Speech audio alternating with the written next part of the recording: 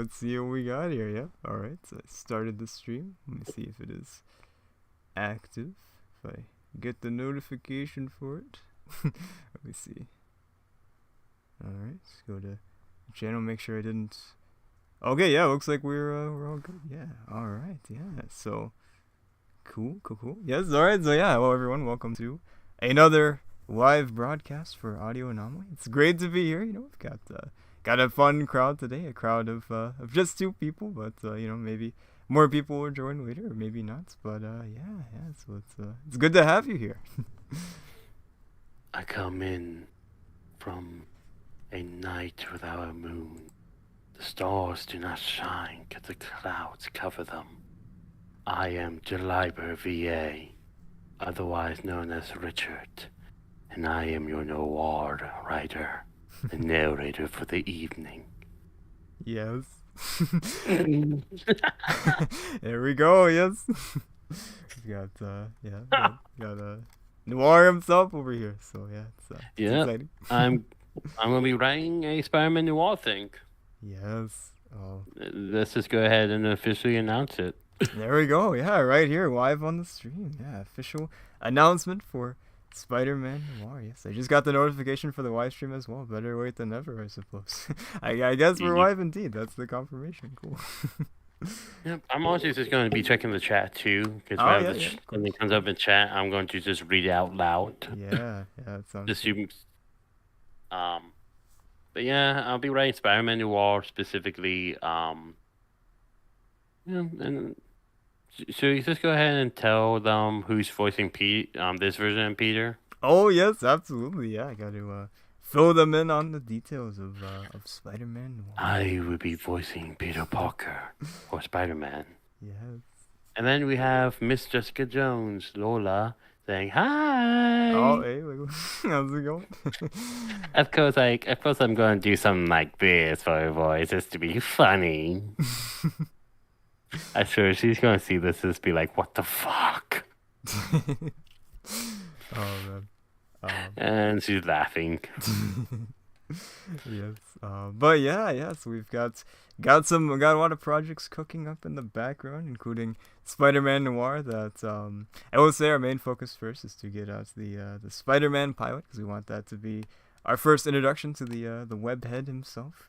Yep. But we do have Spider-Man Noir and cooking up as well too. Cooking up some nice black coffee, I suppose. Sort of fits his character there. Black coffee and cigarettes. Yeah.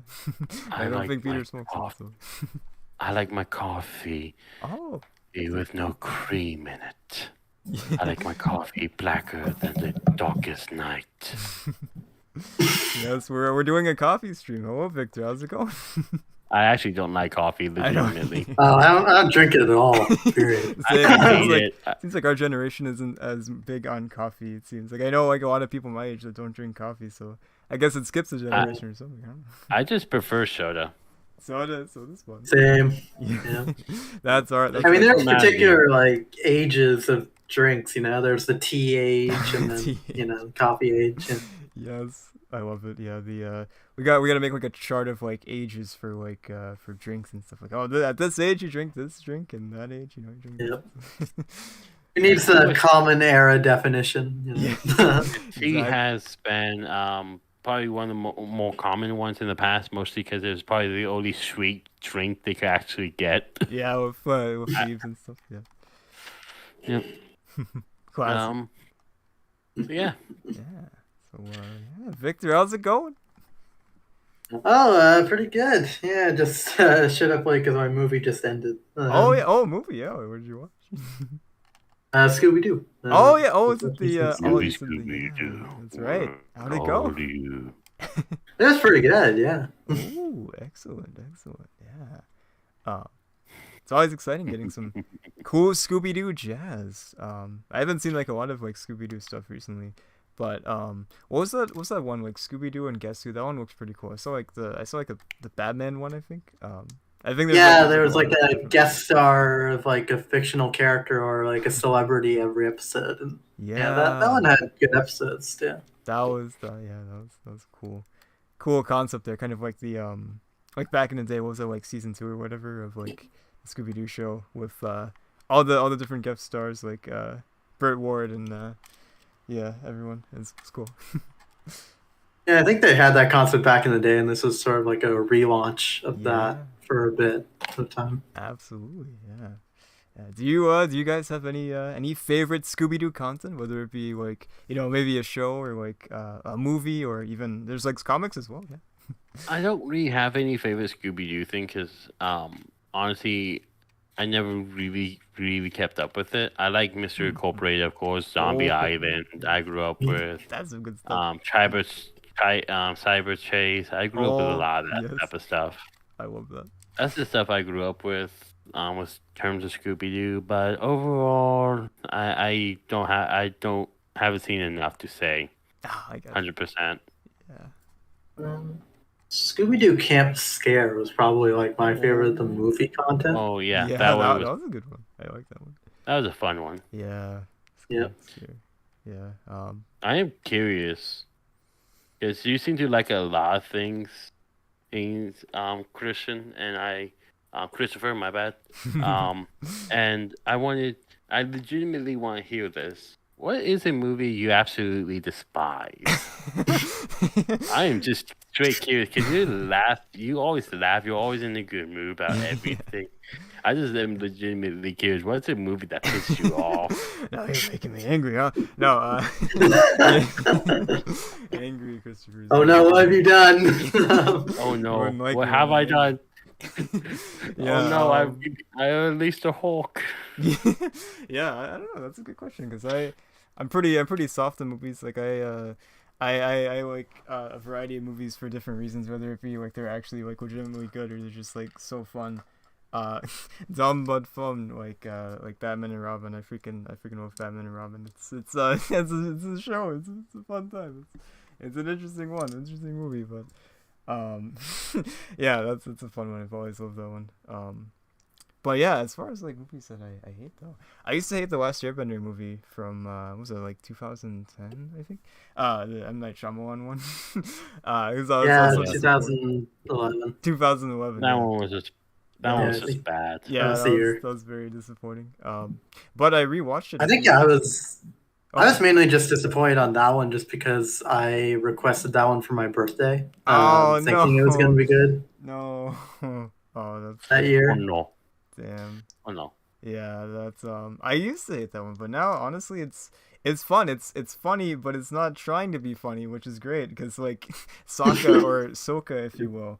He's very, very comedic person, but in the movie he's not at all. But for some reason he's so funny and like again, I don't know, it's weird. It's like he's funny when he's in a not funny way, just like how rough it is. Like but even that, honestly, I don't mind anymore. I used to hate it because I'm such a big Avatar fan. Like Avatar is like one of my biggest creative influences. But even now I'm like, it's pretty rough, but it's really fun too. So it's sort of like one of those movies that you just kind of turn your brain off and just enjoy and question the lore, because like the lore, they changed some of the lore in some really weird ways. Like remember this one detail of like something like the Avatar can't have kids. Like, what are you talking about? What is that gonna do for Korra, man? That was just before Korra. So like, what is that? What are you talking about? All these characters that come out of that exist because Aang has kids and stuff, and there's been like past Avatars that have kids as well. So it's like, what are you talking about? Like the whole like Zuko twist thing with like him being related to a certain Avatar is like, I don't think that would work anymore. So they didn't plan that one out too much, did they? Yeah. After Roku's entire family is adopted. In the Last Airbender universe, anyway. Honestly, for me, like the most recent thing that personally annoyed me was besides Velma, was actually the She-Hulk show.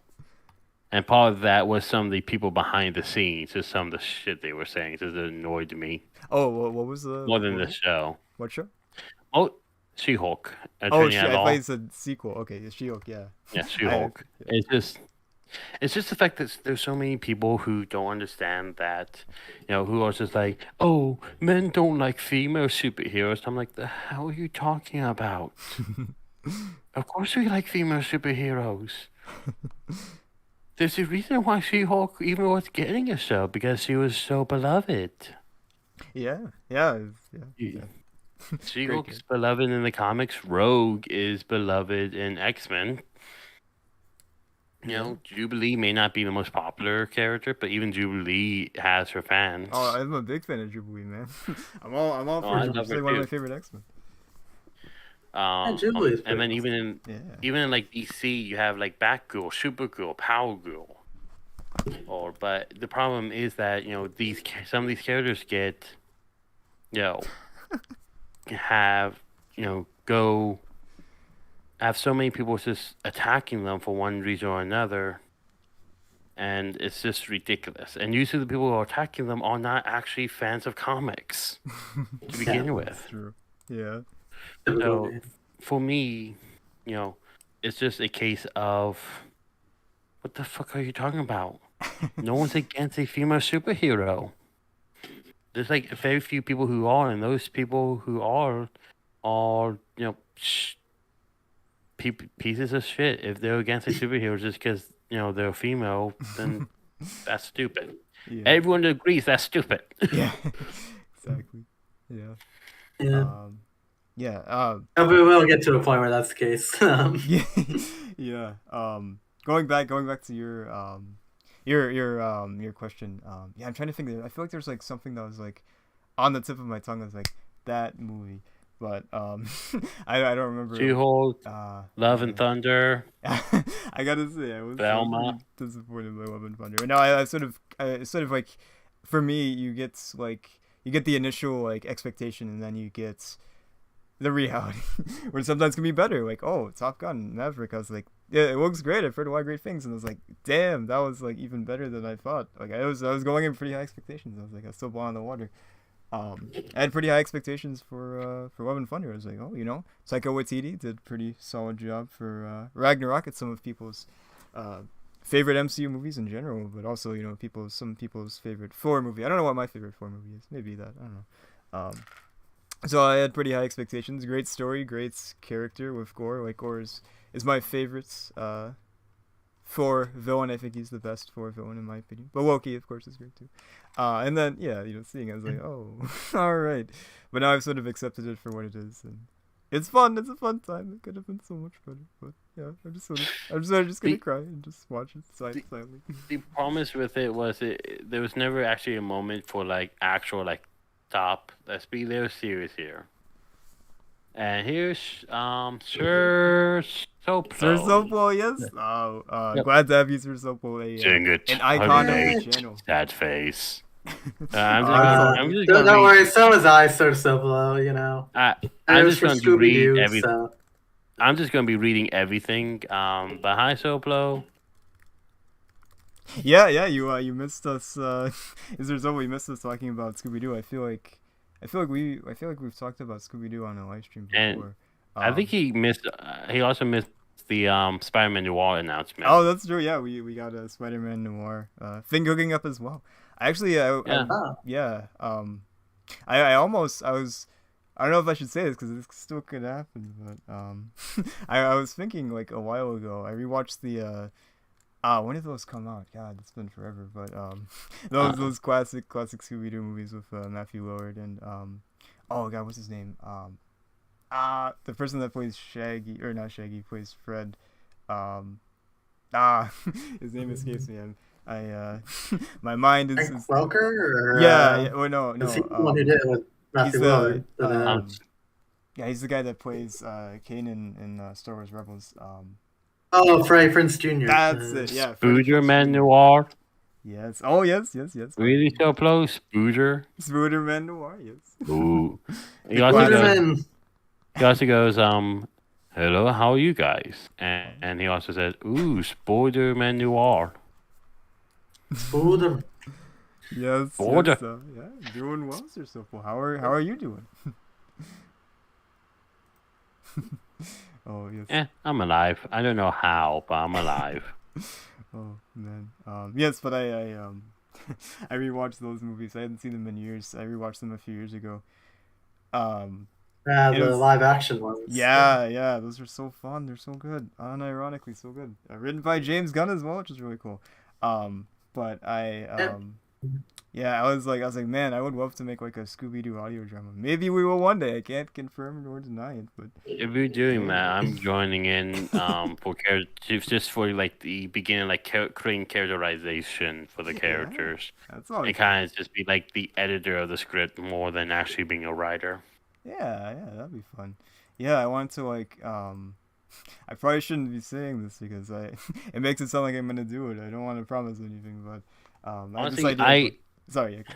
I kind of want to do it too, honestly. Yeah. For my channel. Yeah. Because these. Oh yeah, so we just go ahead and mention. So you mentioned Spider-Man Noir. Do you want to just go ahead and mention that is part of the collab between your channel and mine? Oh yeah, sure, yeah. That's we're collaborating. We're doing a nice classic YouTube collabs. Exactly.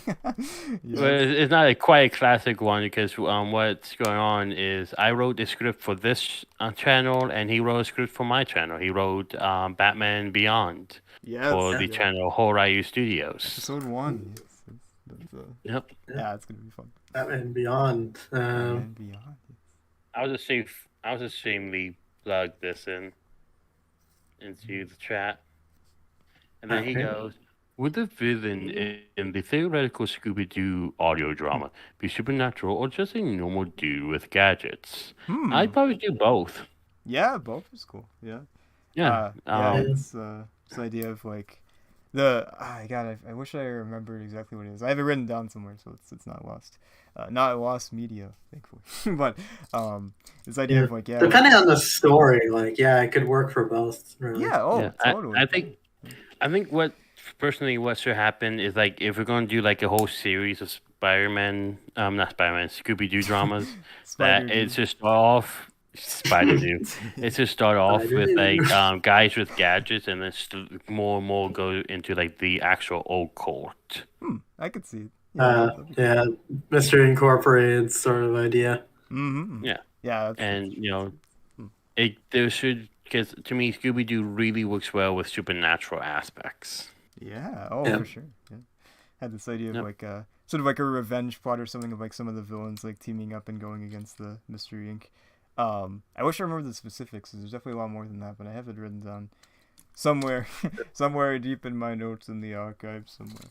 But both. I remember Layla and I had a bit of a discussion on my channel about like our versions of like the Scooby-Doo cast. Oh yes. Yeah. Do you? I'm sorry. Go. Oh, go on. You first. Okay. Yeah. Do you guys have like favorites? Favorite Scooby-Doo members? Like Victor and Who do you have? Favorite wise if you have any favorite members. Scooby-Doo. For me, it's I think Scooby is a pretty great member of the gang, and of course, very iconic. So but I'd say I'd have to probably say Velma or Fred. I'd say for Ed and Daphne as well. Definitely very underrated. Absolutely. They're great. Especially on the very creative avenues that you can take with very conventional characters. Yeah. Yep. Oh yeah. Good stuff. Shadow, Valiant Shadows. Hello. Did you folks hear about the live action Spider-Man Noir show? Amazon is doing it, but without Peter Parker for some reason. Yeah. Yeah, the new one on Amazon alongside Silk also getting a show as well on the same platform. I'm going to be a little hesitant with Silk because, I don't know, I have my own headcanon of what I would do with Silk, personally.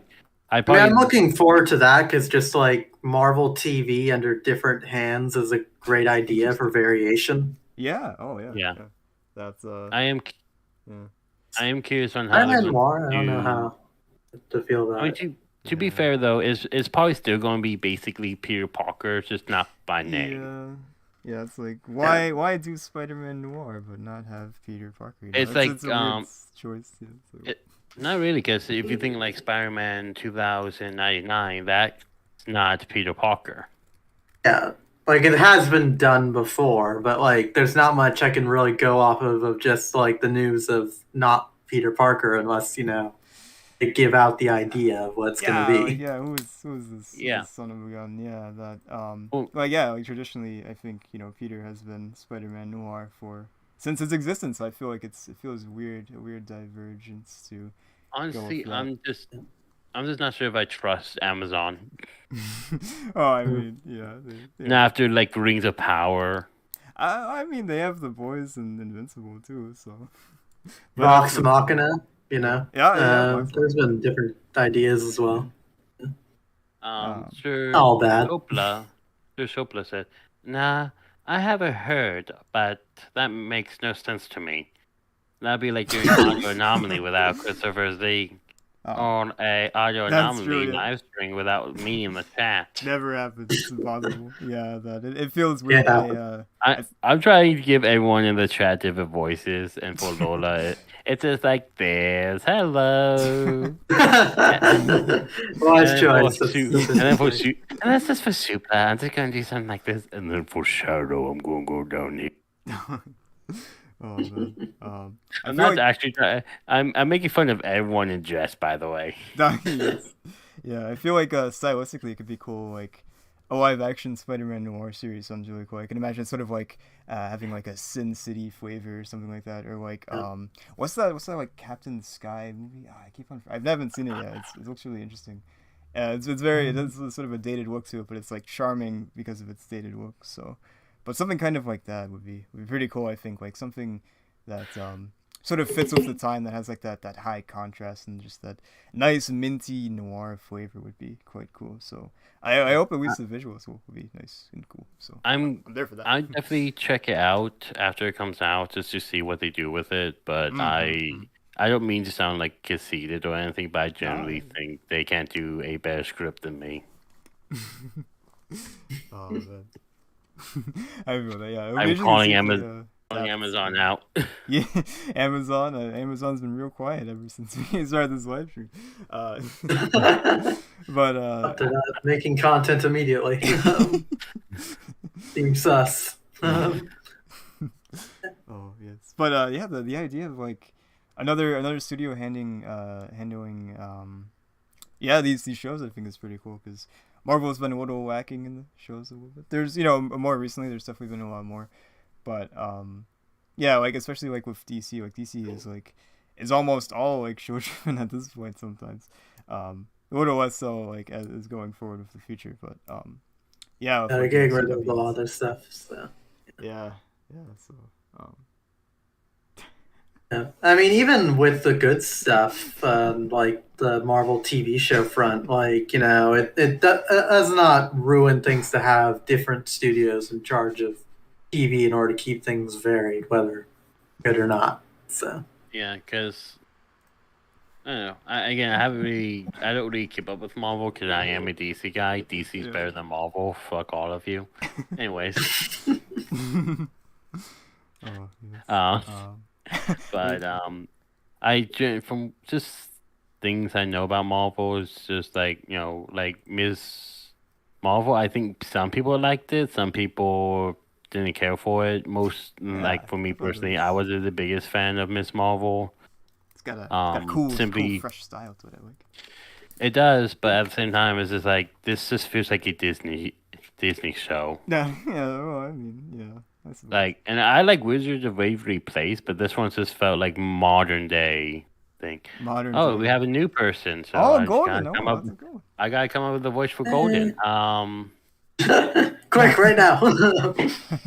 My theory on why they're not using Peter is because of how dark the noir story can get compared to something like the MCU. Yeah, I mean, it might just be to not confuse audience members with like the current Peter Parker in film. And then Suples is like, "Hey, I'm a hipster." Then this was perfect. I guess because I don't even read comics, I read pulp reprints. I love that. Yeah, this is some good stuff. There's a lot of great classic stories out there from the age of pulp fiction. It's good stuff. Not the movie. I'm just making Gordon British. Fuck it. Cheerio, mate. Yeah. But yeah, could be entirely possible. Yeah, Could be. true. Yeah, it could be. I swear the guy, if he types in, it's like, how the fuck do you know it's from Britain? Oh I'll be my God. laughing. He's got my IP. Oh, he says, You have good taste. you have good taste. Yeah, those Small like those ball. classic classic Yeah. radio dramas and stuff. So minty fresh. What was it called? The Shadow or whatever. I know that you're a fan of that sort of Yeah. stuff. That's good stuff. I think actually you Oh, were as Shadow. well, Victor, right? Oh, the shadow, Mm, yeah, for sure. Yeah, it's good stuff. Miss Marvel is definitely intended for a younger female demographic. Putting Oh, myself in yeah. that headspace, I thought it was cute and fun. For the most part, the actress is a huge comic book nerd too. Yeah, which is in character for Miss Marvel. So Yeah, it's and like the perfectly thing- cast. She's amazing. Yeah. yeah, she's like she's Yeah. like amazing casting wise for sure, and like the charisma with everyone else. So that is definitely the part I'm going to enjoy the most out of the Marvels coming up. Oh, God. Yeah. So That's plus gonna is be fun. like, yes, the Shadow. Yes, Shadow, I think so. Miss Marvel was cute. Yeah, I had a lot of fun, but I thought it was a nice fun time. Oh, that's Also, a good a lot of word. heart too, and stuff too. Especially the I'm just being a backstory was cool dick. with Pakistan and stuff. It's good, so I like that. Yeah, Appreciate the the- cultural the- representation. The thing for me though, it was, as like a fan of like comic books and just like a fan of shonen manga in general, I like my stuff with a bit of slice of life, but I do prefer there would be maybe a little bit more focus on action. But that's just me. You can just say whatever you want about the MCU, but the casting is normally spot on. That's true. Normally, Oh, yeah. Brie Sure. Larson was shit. Yeah, I gotta say, yeah, that the casting is quite solid. We've gotten a lot Yeah. of great representations of these characters and I live didn't action. I didn't like She-Hulk, but I will say the actor they chose to Tatiana, play, she's great. yeah, Jennifer Waters. She really looks Fantastic. like she Canadian looks like- represent. Yeah, woo. if the script was better, I'd probably say it was probably one of my favorite performances. I never watched Miss Marvel. It didn't interest me, but the actress seemed like she was doing a good job in the commercials. She was, yes. Those commercials, that's all I need. In those I- tabloids. I am reading all of you. I'm reading everything from the live chat. Yes. Oh, thank you. You all must suffer.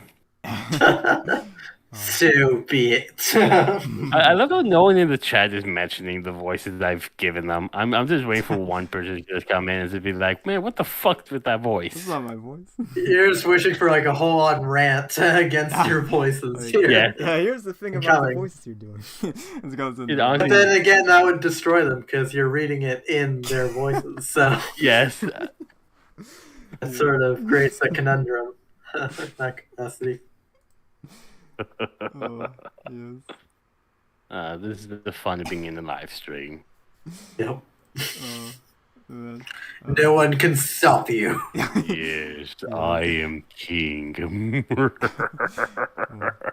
Yeah, so so speaking of shows, you two, did you I know of course you are not as big on Marvel, but Victor, of course you are, naturally. Did you two have like any favorite shows so far? Of course there's more to come as well, but yeah, any favorite shows so far? Either of course like inside of Disney Plus or even outside too, of like Agent Carter or freaking Agents of Shield and stuff. Agents of S.H.I.E.L.D. and Cloak and Dagger were probably my favorite shows of all time there from Marvel. Yeah, especially like season 2 of Cloak and Studios. Dagger. So good. Oh yeah, like, I was like very, very trippy, but with an actual like villain at the time. Yeah, that was cool. Man, what's my voice, man? I sound like some lurking goofball, reprint reading, radio drama loving boomer. How can you tell what you look like, Sir Soplo? Yeah. It's just the voice.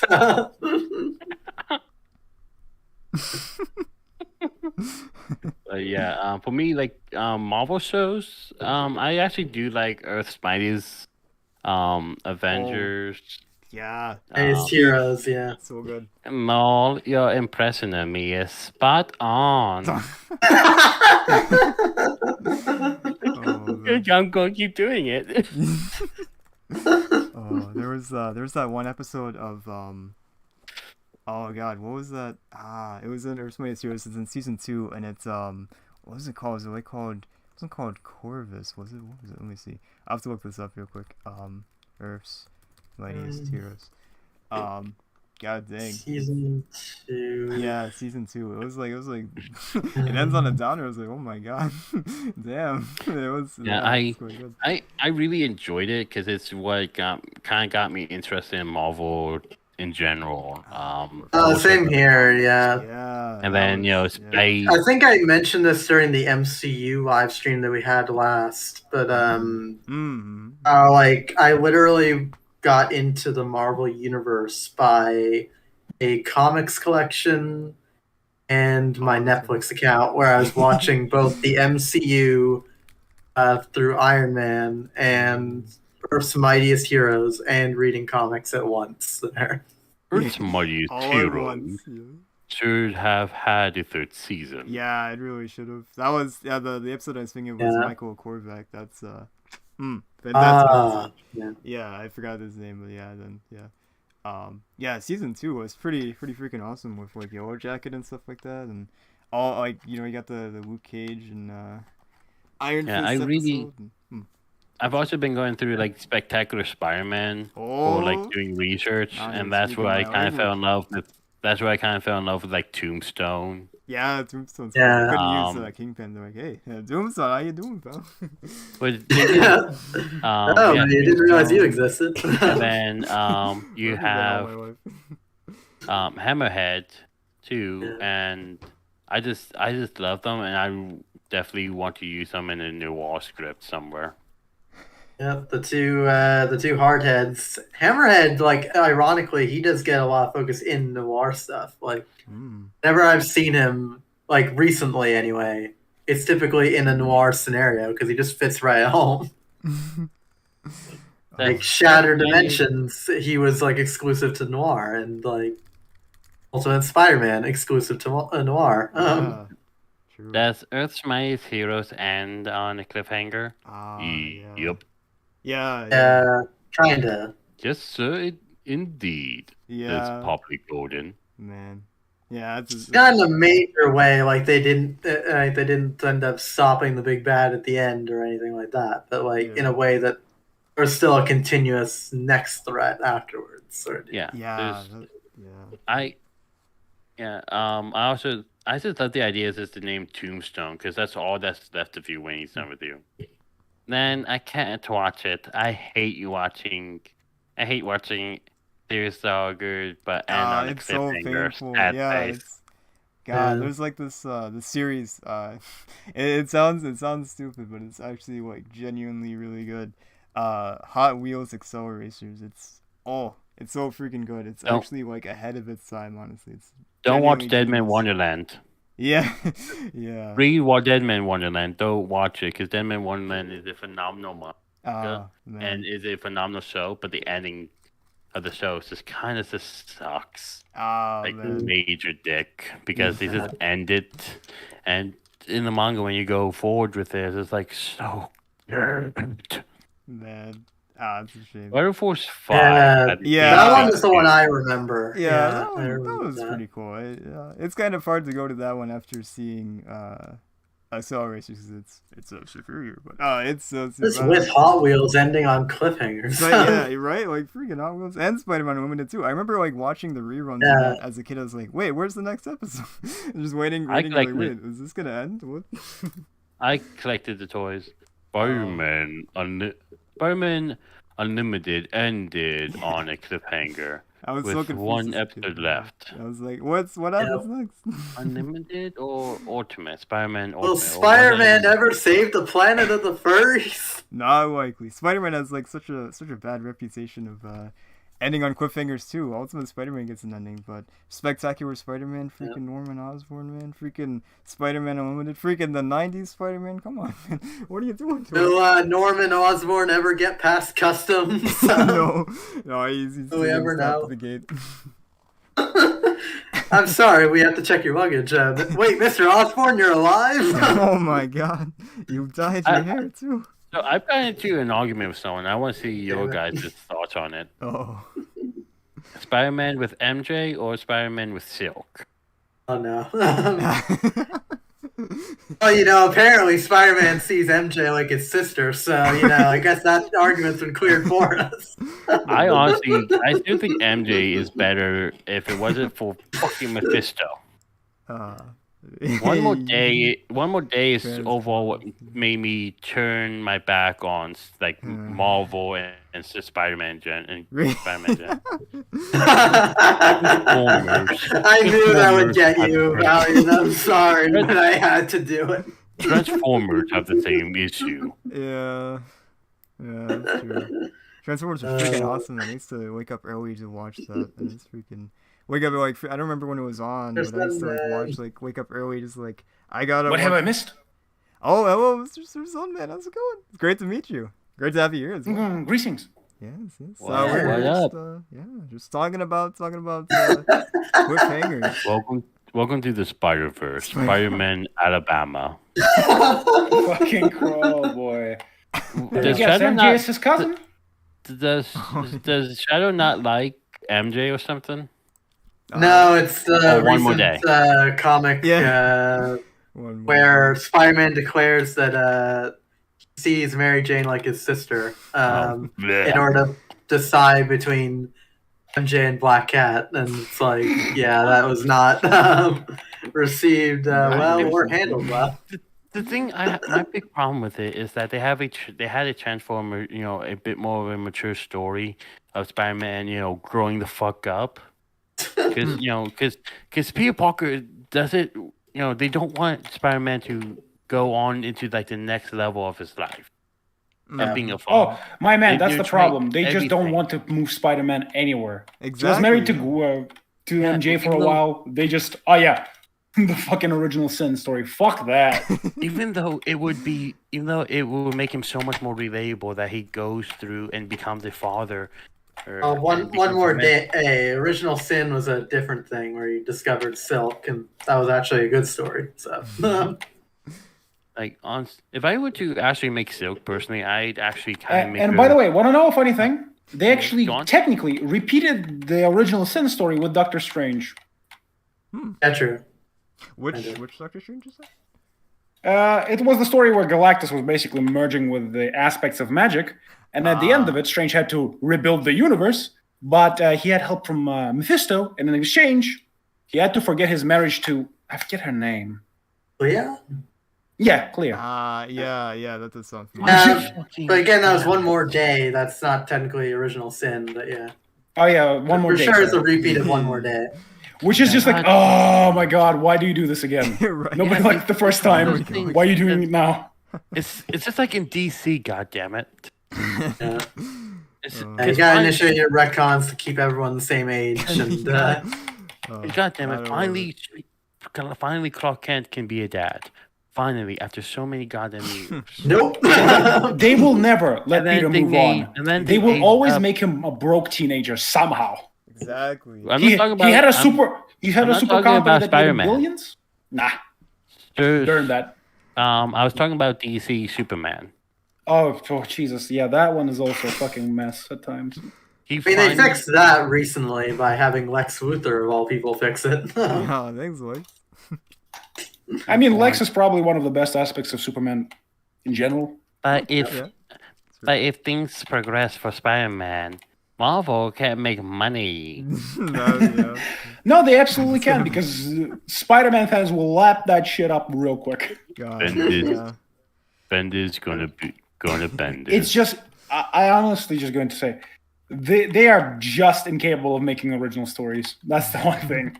They're just incapable. They've been repeating shit for ages now. The funny thing is to me is that just me as a person, if I see something I hate but I think it has potential, I just want to fix it.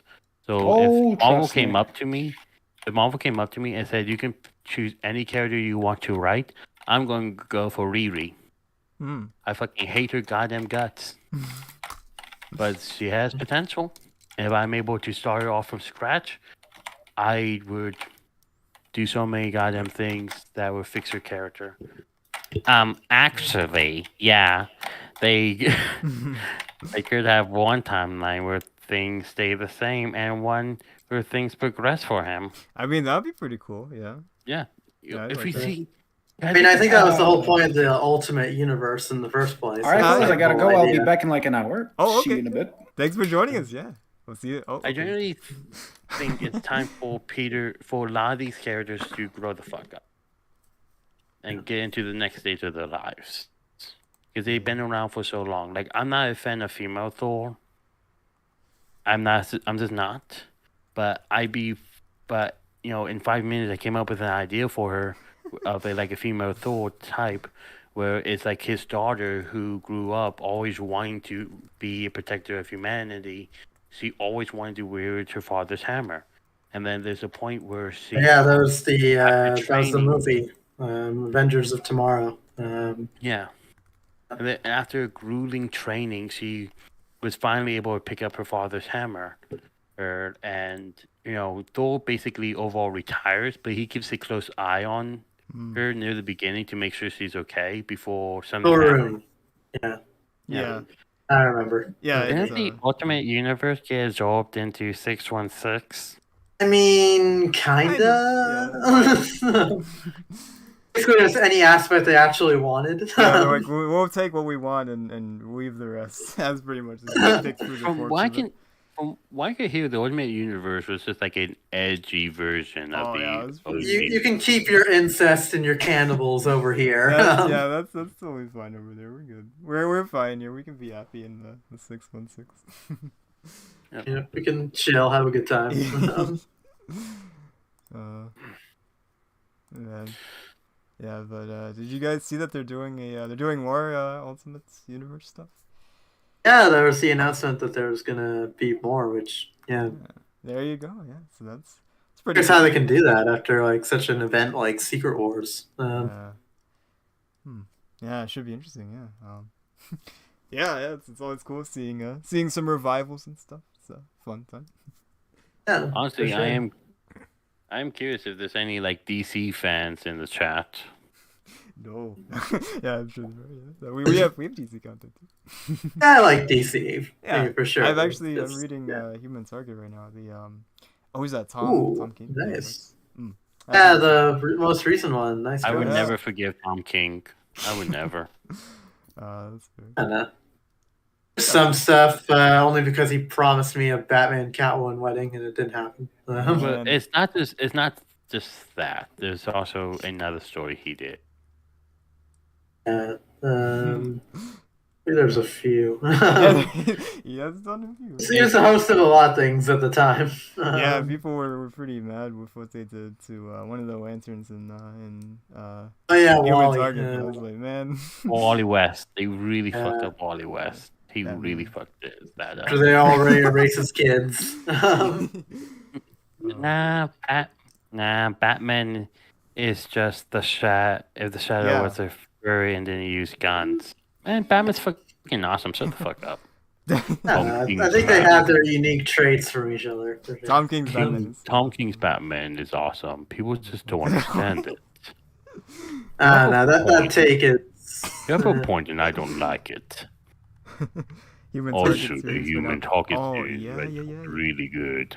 Oh, Human Target's freaking awesome, man. I love Human Target. I didn't even realize there's like TV shows for this man. I gotta check those out. Man, Freaking Human Batman's Target like in the 90s, man. What's he up to? Batman's like one of my top 2 favorite superheroes. Oh, The yeah. second one is Aquaman. Ooh, yeah, Aquaman. And for anyone who's just like Aquaman, is he just the guy who talks to fish? No, he's the motherfucker who will cut There's off his other own hand to save his son. Fuck you. Yep. It's epic. Yeah, Aquaman is cool. There's like, what was that? There's like a comic. God, I forgot what it was. Let me see if I can find it. That's such a pretty cover. That's how I judge comics now. I just look at the pretty covers. No, Aquaman. Well, that's why they're made. Exactly. Yeah. Yeah. Let's see. Oh, I think is this it? Let me see. No, I don't know. Okay, I'm not gonna take up any more time. But there's like this really cool Aquaman comic. I'm sure there's more Aquaman, oh, but Aquaman. Oh, shut the fuck up. Yes, Aquaman's Aquaman's better. Supremacy. SpongeBob sucks. SpongeBob was the worst show I ever saw. Damn. I think in some aspects, your eyes, X Valiant is right on Tom King's Batman, and some you can't defend Thomas Wayne's weird heel turn in that arc like at all. I'm sorry, but like him just going from like my last breath will be to make sure for your happiness, Bruce. Also, I'm gonna like pull marriage crashers on your marriage. Yeah, no, fuck that. Tom. Like, there's some things with Tom King's just writing. Sometimes I'm not the biggest fan of. I'm not gonna sit here and say he's a bad writer. I'm not.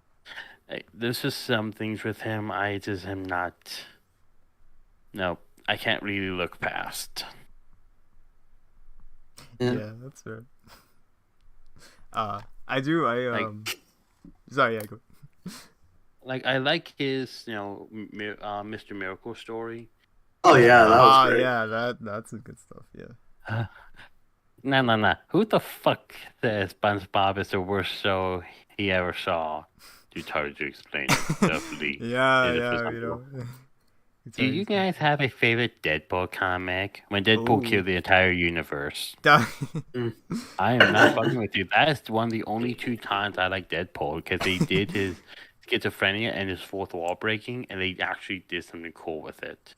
Yeah, they actually did something cool with those 2 things instead of just him being a fucking mouthy little shit. I hate Deadpool. I legit hate Deadpool, but that is one story I will always like. And the other story is him saving a girl from Jump. Yeah, those are the only 2 stories I ever liked of Deadpool. And if I could, I'd write Deadpool killing everyone in this universe. But I'm pretty sure I'm not allowed to do that. Yeah. What about you, Victor? Yeah, do you have any? The only Marvel comic you like is Deadpool killing the entire Marvel universe? No, that's one of my only favorite Deadpool comic. Deadpool.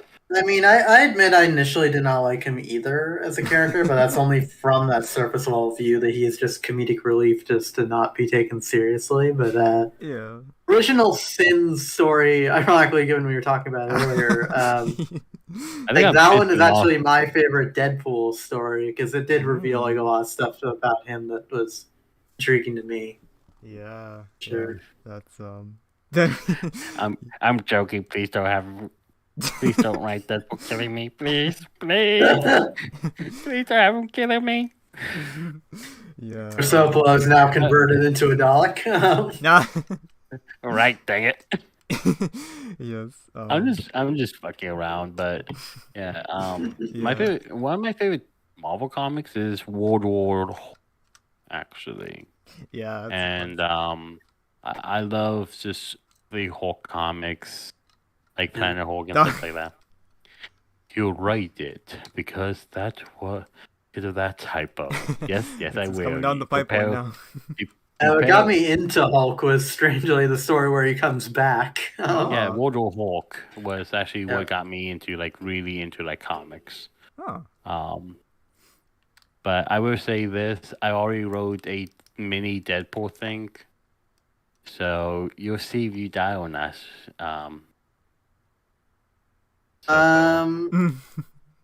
That's actually interesting because literally Thanos arranged for Deadpool to never die. So would the Death Note affect him? Just so I could read the question, just for the fun of it. Actually, what would happen if you wrote Wade Wilson in the Death Note? He'd have a heart attack and then heal from it immediately. You get a 2-week notice. You'd get a 2-week notice. Yes. That's really interesting for sure. Yeah. I don't think it would work for anyone who's like super regenerative, who can literally have a heart stop and then just boom, boom, boom. Again, it won't work. Have you talked about some of the upcoming projects of the channel yet, Christopher? Oh yeah. No. Have you? Have you? Making Valiant seems so sinister here. My goodness. Jeez. Yeah. There are a lot of cool not to answer this question just yet. I'll go back to it in just a second. I'm sorry about it. But yeah, there's some pretty cool Deadpool crossovers, especially recently. There's like the Spider-Man and Deadpool crossover, which is fun. There's like the Hawkeye yeah. one as well, which is pretty cool. I think I missed a few of those, so I don't actually really remember how it ends, but it was cool. That was when actually like the first time they brought elements of Matt Fraction's run of Hawkeye to the other Marvel books. Oh, baby. Was Speaking with of- Deadpool, of all people. Yeah, it's ironic, but it's cool. Give me 1 minute to actually. I'm gonna be putting this in my server, so it's just to see if we get a few more people in it. Oh, That'd yeah. be funny as hell. Yeah. As far as to answer, Mr. Voslinski's question, yeah, we do have a why is I using this one? Oh,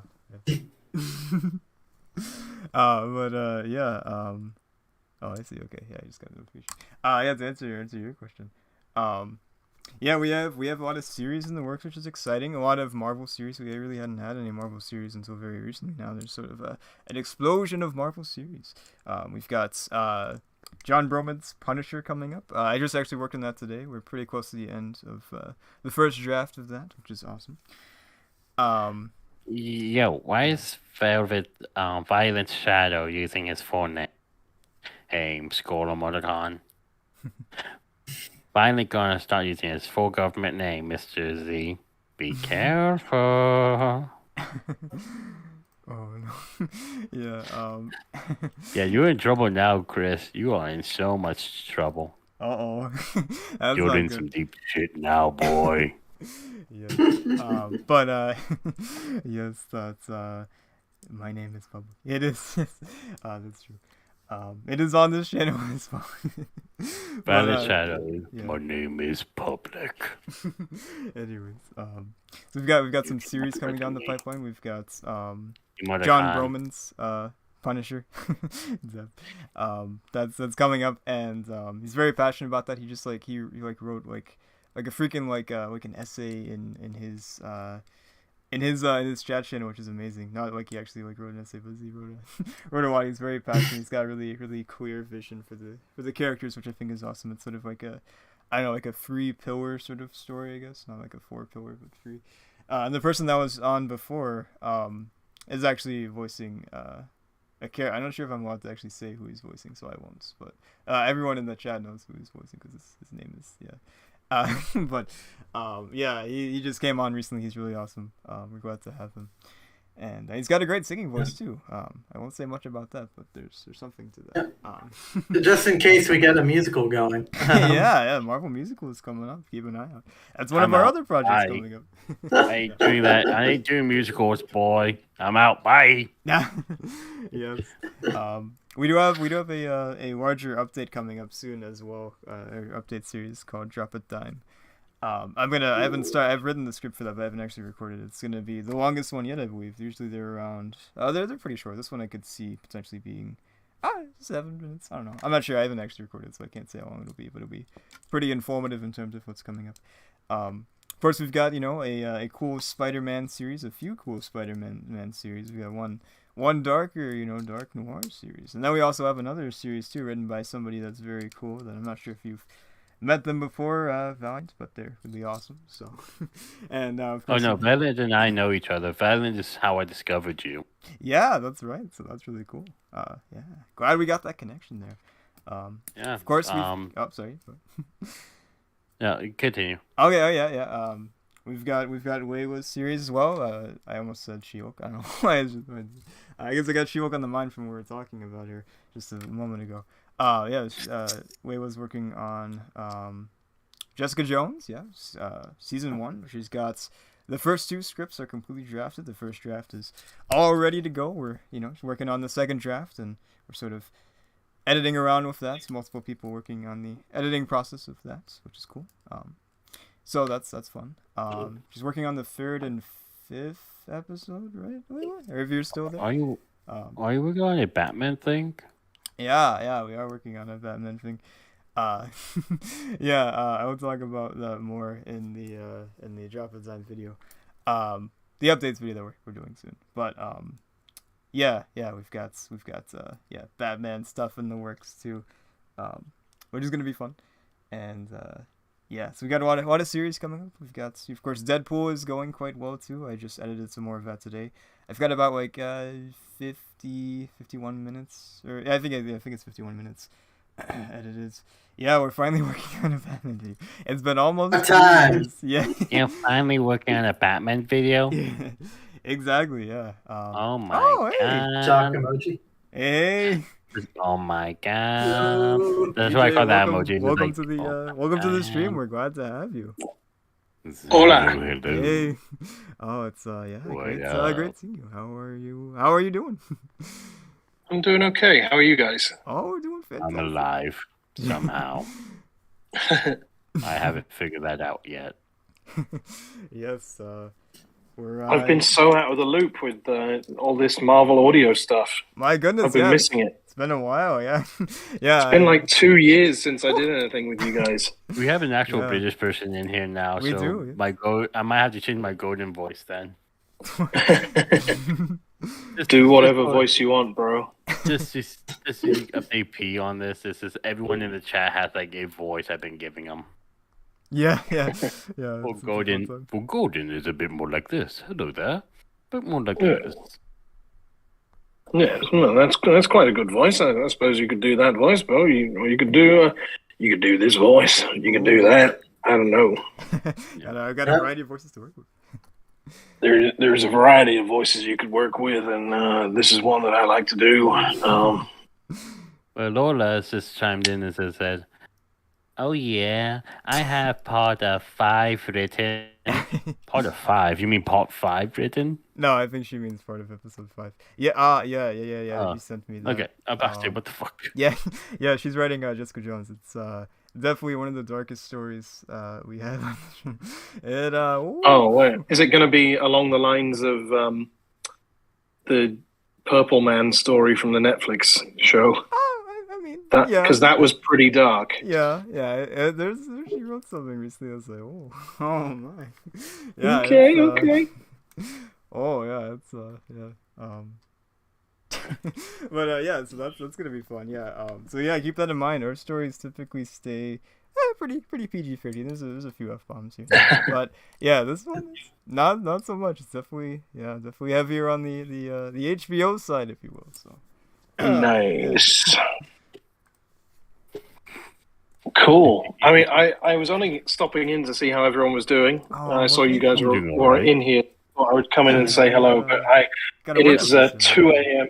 Yeah, 2 a.m. please. It's 2 a.m. here in the UK, so I'm going to go to bed. But yes. yeah, Thank you for stopping. I hope everyone's doing okay. Oh yes. I'm alive. Too. Yeah. Thank Don't you. mind me. I just have a nail in my foot. Not the boy. Yeah. Oh.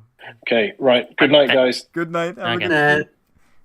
See Thanks you. for coming by. The funny hatter has chimed in and said, It's funny. Yeah. but not the way that TV rating. Yeah, not quite. Oh, hey, Julia. Ooh. Doctor Strange director here. I'm listening in, but I can't join. Hope you all are doing well. Yes, thank you, Joey. Hope you're doing well too, and thank you for stopping by. And yeah, I not quite to the extreme of the boys, but there's a pretty I don't know, I don't want to say anything because it's gonna be a spoiler, but there's definitely a scene in one of the episodes that's like whoa, it's pretty dark and it's really heavy. So it's gonna be interesting hearing that played out and stuff and seeing people's reactions to it. It's kind of like a whoa. Creepier than DS. Mom? Mom? DS mom. The Mom? iconic mom simulator on the Yeah. DS. Okay. My favorite is Doctor Strange. Yeah. I'm just giving Funny Hatter like the voice I would give Mad Hatter. Yeah, I don't know why'd you do that? I'm not trying to make him sound like a pedophile. That's weird. Oh, Depends. What's Depends the on the Oh yeah, version. Doctor. And if it is Mad Hatter, Funny Hatter, that's why. But yeah, they're both hatters. Yeah. I'll change the voice. What's up, Pat? And we got Shadow here. I can no longer voice him. We're gonna see how long I can go on for. Oh yeah. Oh, you don't have to. Okay. Man. No, it's okay. It's okay. I thought I would pop in and chill with you guys for a little bit. Can you hear me? Okay. Yeah. It wasn't that feedback I was giving you. Fucking based. All right. Yeah. No. Sorry. I'm recovering from what might be COVID. I don't know. I haven't left. Man. Yeah. I haven't left that house to get tested because, like, why fucking bother? Yeah. It's just like I'll just die, or or I'll just chill. The funny thing is, like, I thought that your voice was different only because, like, I was too used to the impression over the chat. Oh yeah, it's broken. It's fucking broken forever now. Yeah, no. Just me just doing this for your voice. No, I'll just from now on. You know what I should do is from now on, when I come to these live streams, I should start just talking like Mark Spector all the time. Yeah, Yes. it'd be fucking great. Yeah, and like how are we doing? Audio Anomaly? Are we getting a brood on this evening? Like, yeah, fucking great. I love these streams because I get to come on here and act like a fucking crackhead, and then people listen to the work I do on the channel, and they're like, "Wow, what a sophisticated like actor with like gravitas." I'm like, "No, I'm a fucking nutcase. No, A sophisticated crackhead. Yes, a sophisticated crackhead. We are elevating the station of crackheads across America." So Lola replied, "Oh lol. Yeah, it's gonna get dark as shit." Yeah, I'm just going to change Funny Hatter. Yeah. I'm just going to get Funny Hatter the deeper voice because someone really the Mad Hatter voice filter. Yeah, did Wayward send you episode 5? Doctor Strange. Whoa, me? Yeah. What do you prefer to Mad No, Hatter? I've seen episodes 1 and 2, and I have to finish going through 2. She has not sent me 5. What's in episode 5? Yeah. That's definitely it gets pretty dark. Oh yeah. You can't like do spoilers on the live stream, but I'll have to ask her about it because I'm sure it's coming. I'm sure it's coming my way. Choplo says, "Oh, I don't know what any of your names are except for Christopher's. Except for Christopher, I'm not going to pronounce the last name. British Stephen Grant. Well, that was Mystery Person 3. Well, that was a terrible Irish accent, Hatter. So if you want me to do a British accent, it's just gonna get even worse. But I don't know. People seem to like it, so I'm glad they did. You have no idea how many fucking takes I had to do to like brute force that accent because I'm not good at it. Like I was holed up for literal hours, just fucking like, okay, here we go, going after me Lucky Charms. Wow, that sounds like cancer. That's an affront to humanity. I can't be doing that. I can't be talking like this all day. Fuck, Christ, God damn it! And then like, here we go. Oh God, Adobe Audition was getting a fucking workout that day. Like we were brute I forcing do feel that when it comes to like picking a voice for auditions, for sure. Yeah, it's difficult. Yeah. I was so surprised when Christopher picked me for that. I'm grateful because it's like really like I've gotten to meet so many cool people and I'm involved in so many insane things. But I remember that there were a couple of people, like one guy in particular. I remember I was like, oh fuck, okay, that guy's gonna win. And then this insane person was like, yeah, do you want to fucking play Moon Knight? And I'm like, are you sure?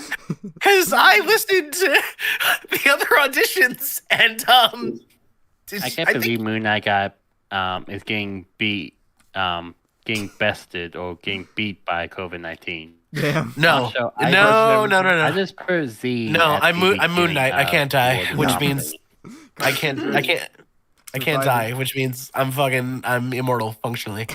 Except for right now in the comics, apparently, because Khonshu is in God prison and he can't revive them anymore. Damn. So, like, which means that Mark is going to get fucking dead, and then like probably the members of the Midnight Mission are gonna break Khonshu out of God jail, because they want to bring Mark back. That's my prediction for how the run's gonna go. That'd be pretty cool, honestly. Yeah. Oh, yeah. Because you haven't read the Midnight Mission stuff yet, have you, Chris? Oh, dude, no. It's so. I know you really like found family stuff. You would love the Jed McKay run because it's all about Moon Knight and like found family, and it's incredible. It's McKay's been on a roll. yeah, Jen McKay needs to write everything. Write my life right now, please. Yeah. Except for everything that Ewing is currently writing. Yeah, the exception of that. That's fair. Yo, can we talk? If we're talking comics, if we're talking comics, can we fucking talk about what a disappointment the current Hulk run is? Speaking of Al Ewing and how he did like the best Hulk run of all time, maybe, and then fucking this shit. I don't know how many people here are familiar with Hulk right now. Oh, I'm not actually. Yeah, what's the green guy up to? Oh, you can take this, Victor, if you want. I'm not kept up with his latest run, unfortunately. Okay, so Immortal Hulk is a fucking what I knew now. Yeah, Immortal Hulk is like when it was like started maybe 5-6 years ago, I think. Mm-hmm. Yeah. And it ran for a few years, and it ran for like 50 issues, and it became one of the best regarded Hulk runs of all time. Many people say the best Hulk run. I don't know if I agree with that. I really like some stuff from like Bruce Jones and stuff back in the early 2000s, but Immortal Hulk is amazing.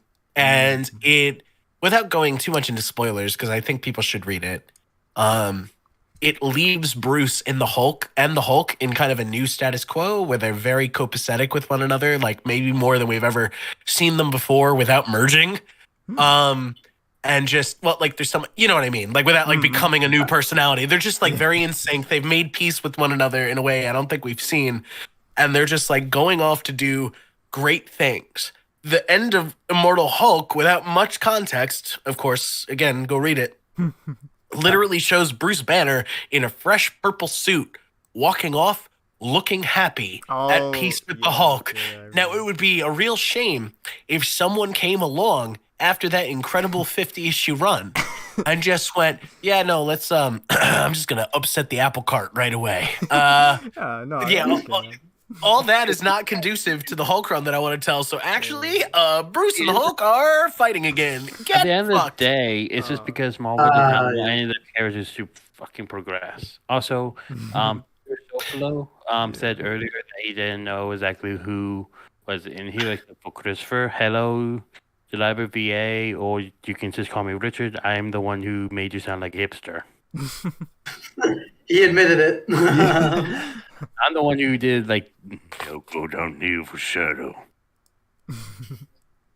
I think unfortunately we lost a couple of people. Is Search Sunman still in here? No, I think he bounced. Yeah, he left.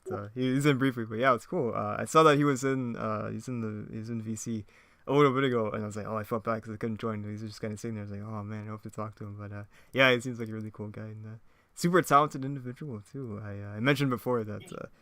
He's in Punisher. Yeah. Oh yeah. Well, I heard. I haven't heard what he did in Punisher yet, but I know who he's playing, and I think that's gonna be really exciting. Yeah, I heard about him secondhand from the Punisher writer. Yeah. Punisher Project. Yeah. Can we just talk about how like awesome John is? Like, because I'm sure. Oh, for sure. He's so wholesome. I'm sure he and I would argue about politics all day. Like, I'm sure that if I really went into my politics, he'd want me taken out into a field and shot. But as far as nerddom goes, and just being like a really wholesome force on the server and on the channel, he's like a really good dude. Yeah, and he's like fun to chat with. So incredible. The thing is, you don't really know someone, and I think it was just kind of surreal. How so? They all. It's like we were reading each other's minds, really. Oh yeah, with John. Yeah, I think he's a really friendly guy. Like he just likes to make people feel comfortable. Likes to like just be cool with people. Yeah, he's great. The world is in short supply of just genuinely really nice dudes. More Johns. Yeah, I'd be down. I'd be down with that. He's on the stream last time actually, which is really cool. And also he's voiced for us too. He plays was it Fug number 3, I think, and I think it's Batman episode 3. That was like the first time I met him. The most powerful Batman villain of all. Yeah, exactly. Yeah. Number 3. Number 3. Yeah, Bruce never stood a chance. Yeah. He also he plays Oswald in Hulk original character, and then he also plays Stilt Man. He had a lot of fun playing that. You should hear his lines; they're so fun. Wow, people with differing politics beliefs being able to coexist. This is the most ridiculous story you've ever made, Mr. Z. Who would have thought, right? The thing is, it's not that ridiculous. It's just as long as politics is not your whole personality, then if you disagree with people, I just think it's important that we all remember there's a little bit of a difference between disagreeing over what goes best on pizza and who gets to have human rights. But I think so long as we can kind of keep those boundaries in mind, I can work with just about anybody. Yeah. That's kind of how I look at it. But I do think I'm gonna get a little dangerous. I'm gonna say I do think that sometimes the issue gets a little oversimplified with the whole like, oh man, different political ideologies should be, able to get along. Like, yeah, sure, if we're arguing about like maybe how best to spend our taxes, but like if you look at like the state of the world right now and like how trans people are being treated, for example, considering some of our trans collaborators and such. Yes. I'll tell you what, friendos, like I'll disagree with you up to a certain point, and then we're gonna fight. Yes. And I don't mean with words. Personally, I just, in general, I just keep my politics to myself. No, that's stupid. Sure... Everybody gets to know my politics because I'm right and I want the world to be better, and the rest of you are wrong. Unless you are I keep my politics to myself because simply, to me, it's unprofessional for me since I'm the head of a project because my views might not align with people who are under me. And if people disagree with my politics, no matter what side I'm on, they might attack people who work under me. And I don't want them to get attacked for my views. If you're an actor on the internet, you are going to be attacked by mouth breathers no matter what happens. Exactly. My show that I run, my original audio drama, Apex Shadow, go subscribe to Valiant Shadow Productions right now. Episode 3 is going to be coming out the first week of April. It's coming out as soon as I'm done recovering from my illness. I'm going to finish putting together some of the amazing work that Christopher did for us on episode 3. Very, very soon. Oh shit! Oh no! Big reveal. No. So my show is a very political show. It's about a cop and a social worker, and there's a serial killer going around and shooting people with superpowers in the face. It's a very political show, and all my actors know it. And let me tell you, man, if you go on our server, like all we do is talk about like the state of the world and human rights issues and blah blah blah. And the show is like all about that, and it's about to get more so. So like I'm just not interested in being disingenuous about my politics. I'm not interested either. I'm not interested in like appealing to everyone. No story can appeal to everyone. Yeah. No, but for me personally, it's much more of a case of the position I am personally in and things I have seen and something that like my actors can talk political all they goddamn want. I don't care. I don't care if people talk about, I try to keep politics outside of my server because I've seen so many servers just shut down because of it, and projects get torn apart. And I understand that people on my server, all adults, and most of them should be able to get along.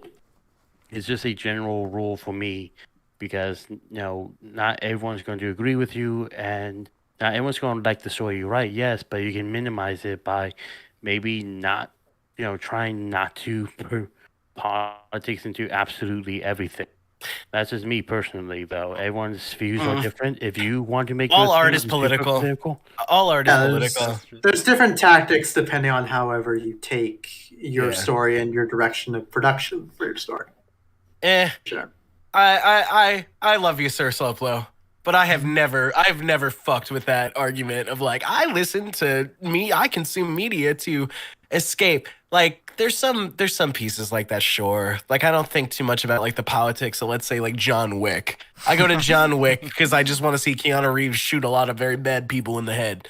But like I don't know, it's funny too because we're talking about the medium of comic books. I think when you're dealing with a lot of these classic superheroes created by like Stan Lee and Jack Kirby, what like a lot of those heroes just in their origins alone are inherently political. Like you cannot get away from the fact that so much of the Marvel universe.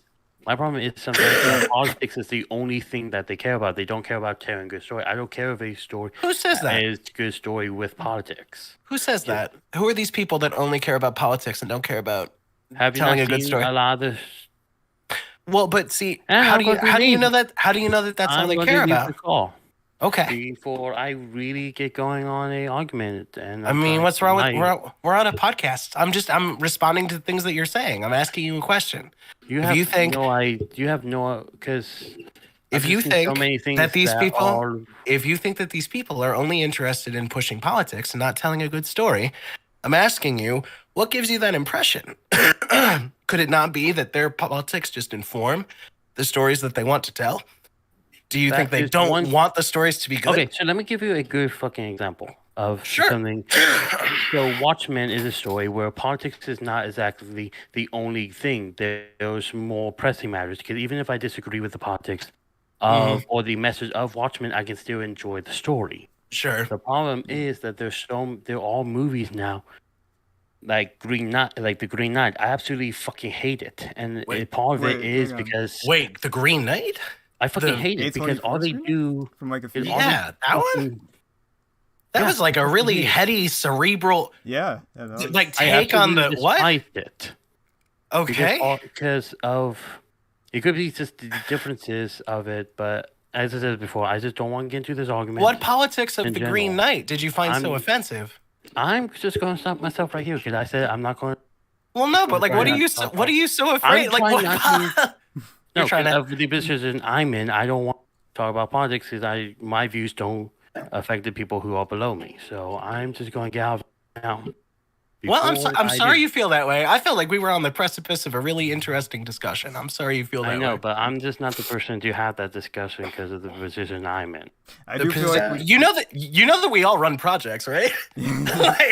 I know, but I'm trying to get. I want to like outplay it, but I'm the one who's like running the most political project. No, I'm saying because it's just me as a person don't want to talk about politics on like live streams or stuff. It's out of comfort, and like I personally respect that. Not everyone I don't want to spit out my political opinions on anything. Just because I have been attacked 50 different times, and I've had people all my friends get attacked 50 different times because of the politics I'm in. I'm trying to avoid that. I've had my experiences of whenever I share it, something bad happens. So I'm just going to head out before I really get into it. Well, I think we can all agree though that that he should be the only one that gets human rights. I was going to bring that up. That is the true political opinion. Yeah. Later. Peace. Work whether you're. Oh, yes. Goodbye. I'm sorry. I was reading. It's so cool. Those characters work whether you're progressive, conservative, liberal, libertarian, socialist. Yeah, exactly. Yeah. Oh yeah. By the way, the fucking I've been reading a lot of the Spider stuff lately. Not the reprints though. Not the thing that I think Sopla's talking about. I've been I'm talking about the more recent series from Dynamite. Those are really good. Ooh. Like it's a slightly more modern take, I think. I think it's moved forward in time just a little bit from where the Spider originally took place. I could be wrong about that. But it's definitely written in a slightly more contemporary way, and it's a lot of fun. Yeah, no, Hatter, get in here, dude. Fuck yeah, let's go. Let's going. But yeah, no, the newer Spider comics from Dynamite are real. Who's been reading these Spider comics? I mean, people who are based and like good comics have been reading Spider comics. They're fucking really good. Oh yeah, I got to check that out. Yes, I'm a fan of this Mr. Based. Mr. Based. Yeah, fucking he makes extravagant YouTube videos and fucking.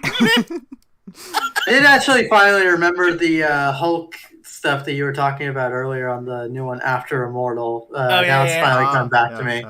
Yeah. Mainly his crossovers with the other superheroes so far and their runs. That more confused me at the time. Of like after Immortal Hulk, he's just suddenly back to the status quo with everyone else. No, it's the most obnoxious thing of all time. I just assumed it was a crossover issue at the time of just like, you know, hey, nobody else got the memo about World War Hulk. Whoops, I forgot to read that one. No. Well, like the one thing I thought looked kind of interesting was that whole Banner of War sub-arc.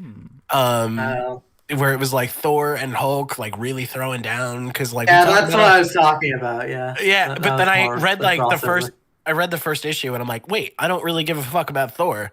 I have no idea what's happening right now. I'm very confused, and so we just switched off.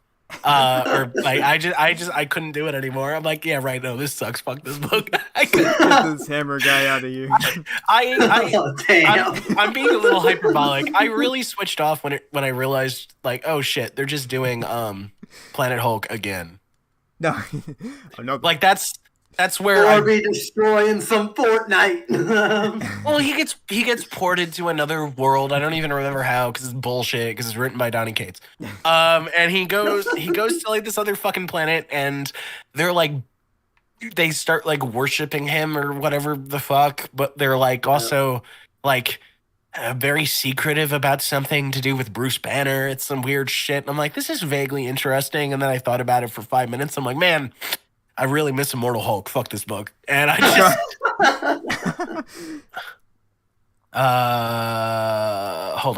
hold on. Although the spider had a character named Ram Singh, a chic man, and the narrator sometimes notes that the spider sees Ram Singh as an equal. This is what I'm talking about. Like it's real people. Okay. I have never heard someone. Okay, I'm going to be very careful how I phrase this because I like everybody that's in chat and I really don't want to offend anybody. I have very rarely heard someone. Offend me, Daddy. I mean, if you really want me to. I have very rarely heard someone whose politics I would not find overly largely offensive on some level do the whole fucking I don't want politics in my media, and all discussion of politics is awful and will ruin everything. Because my immediate question in my head is, what politics are you trying to talk about that's getting you in trouble all the fucking time? I've never, when I talk about like my personal politics, there's some things that I really care about that are very contentious, but I've never been called offensive for them. I've never gotten yelled at for them. Like the things I care about, like decommodifying housing. I've gotten a lot of arguments from more capitalist people who want to argue about the economic viability of that. But I've never heard someone go, you want to fucking make it so that everyone gets housing? How could you do this? We need people fucking how terrible. When I talk about trans rights, right? When I'm like, I know and work with trans people. There are a lot of people, trans people that I love, and I care and respect about trans people. That didn't. No one's like, you want equal rights for trans people? You fucking monster. That never happens. No. What tends to, we know what tends to happen as far as trans people go. I'm not going to get into that too much, but you know what I mean. Yeah. So I tend to get a little fucking keyed up when people start talking about like, hey, Vinny, what's going on? Vinny. When people start kind of going down that road, because it's like, what do you have to say? Yeah, what's so dangerous and offensive. That's like fucking because I've never seen it. And I hang out in like crazy progressive spaces all the time with people I find obnoxious. But so some of these stories are just inherently political, and when you look at them from a modern lens, sometimes you can just go like, oh yeah, it was of its time. And I mean, I'm not disputing that. I don't think that's something you shouldn't do. But I also think story it can be. Yeah. Well, it can be really difficult because it can change the entire framing of the story. See, but this is the thing, Sir Soplo. I guess this is where the superhero fan in me really has an issue. If I want and strive for something that I think is an objective moral good, if I think that like, you know, like these are the things that I want that I think are going to help people and make people's lives better and what have you, I have a real issue personally, which is going like, oh, well, I mean, all sides being equal. Cause I'm like, no, man, it's not like, I don't know, man. I get weird when comic book fans are so skittish about air quotes politics. Yeah, it's just like a media thing in general, though. You know? Yeah, no, I know. I'm holding comic book fans perhaps to a slightly higher standard, but I will say I think I feel. Come on, comic book fans, you can do this. Yeah, degenerates. Yeah. Yeah. But well, no, yeah. Like when people say Sir Soplo, when people say that like all art is political, I think that phrase, at least the way I've always understood it, is just that like every piece of art ever made is informed by the politics of its time. Yeah. So it's like when we were talking about like some of those. I think you were the one who just actually brought it up. Like some of those maybe questionable character decisions from really old Spider comics. You know, that's like an example. Is the work about like the politics of the time? I mean, maybe somewhat, like, but not generally. But it's informed by it. So that's always going to affect the way that you consume the work. But oh yes, also Layla, hell yeah, trans rights, fuck yeah, it's based. See, no, but the idea is that it's it's informed by the politics of the time. So like even if the work itself, Vinny, is like not about politics, even if like anything that you're writing or narrating or doing anything for has nothing to do with politics, it's you are who you are in the place that you're in and living in the conditions that you're living in and yada yada yada. You were brought to this place where you're doing this thing and making this art in part because of how the politics of the day like inform the world around you. Does that make sense? But like that's what that phrase is supposed to mean when people talk about like all art is political. It doesn't mean it literally. It was reminding me of the Great Depression. Yeah. Destroy it.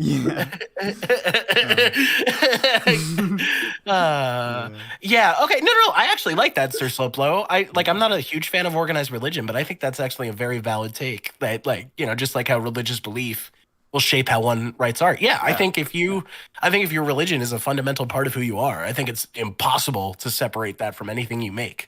Because like any choice that you might have made that might have been like informed by the morals that come down from your religion, like, you know, there you go. Like it might not be a religious work, but that religious work has informed everything you make.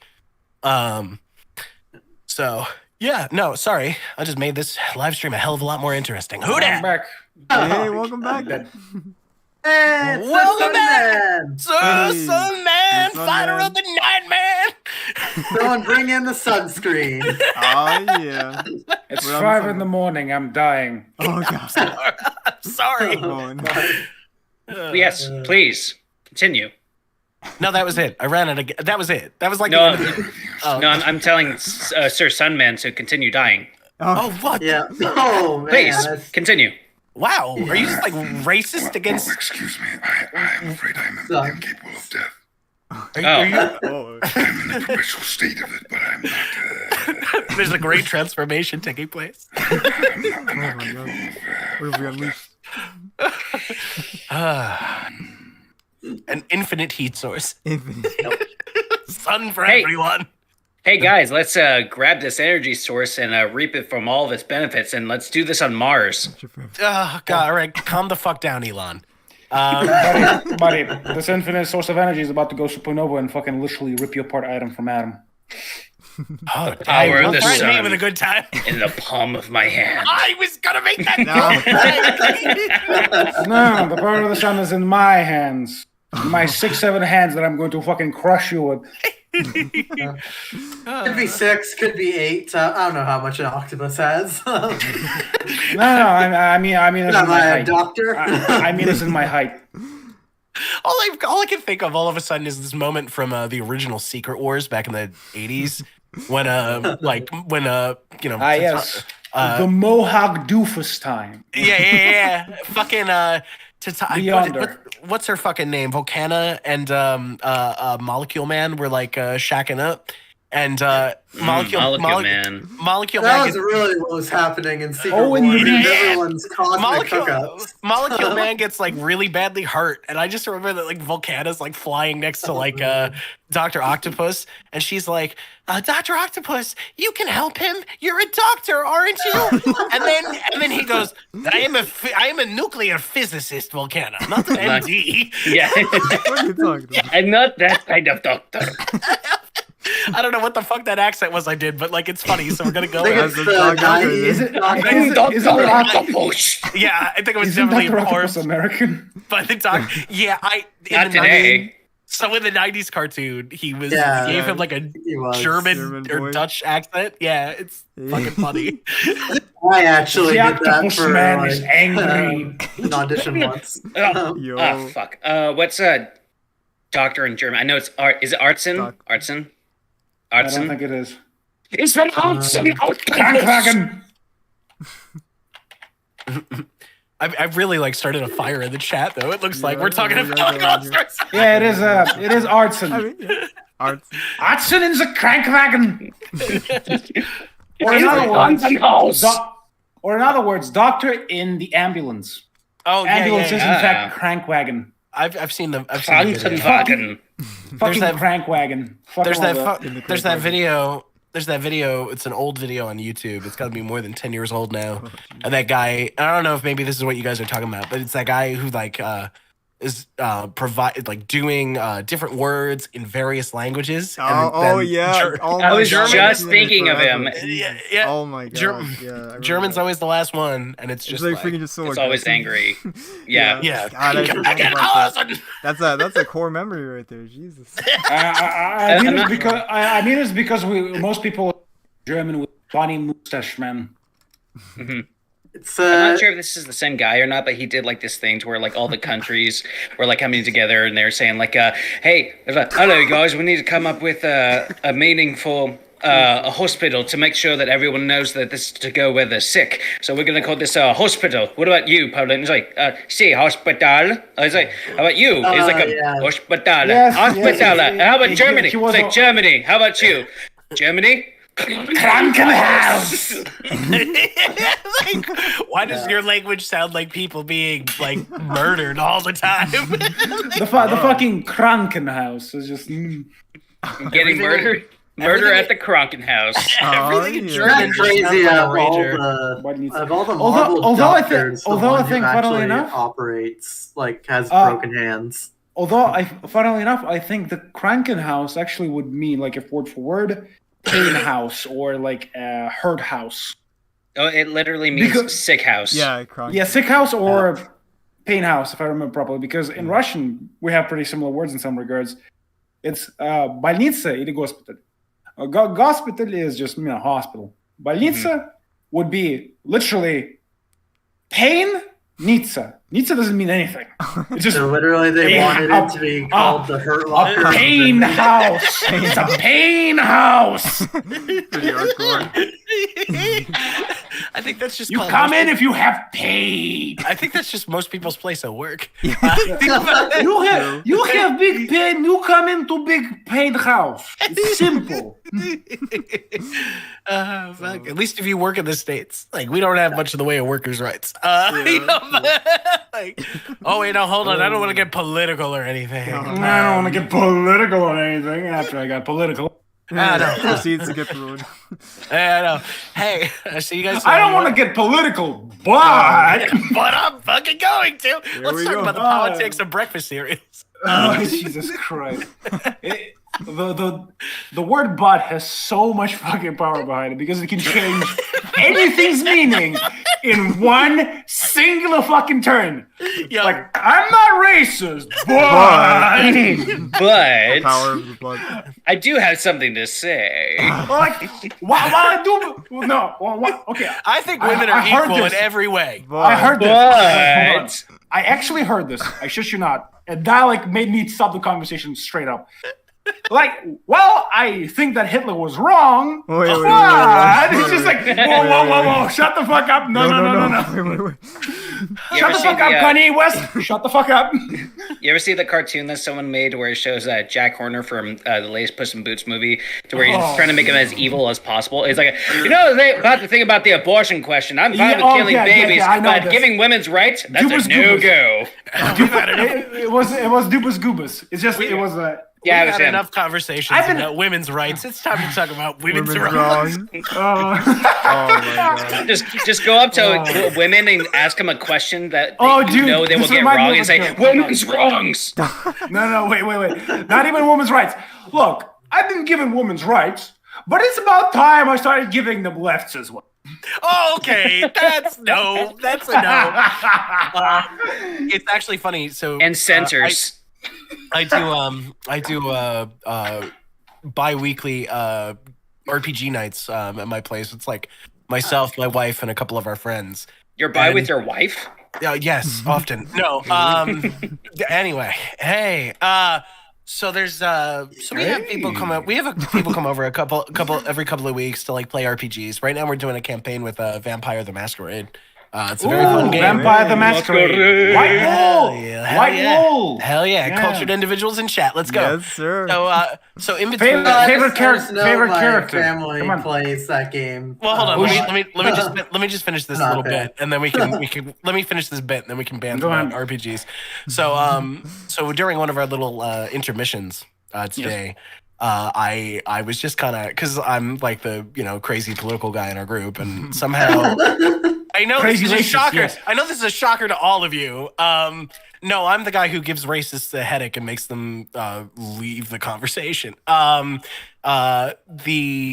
thing we were talking about was just like women and like misogynist jokes, right? And I was talking about how I found the cheat code to making Yes.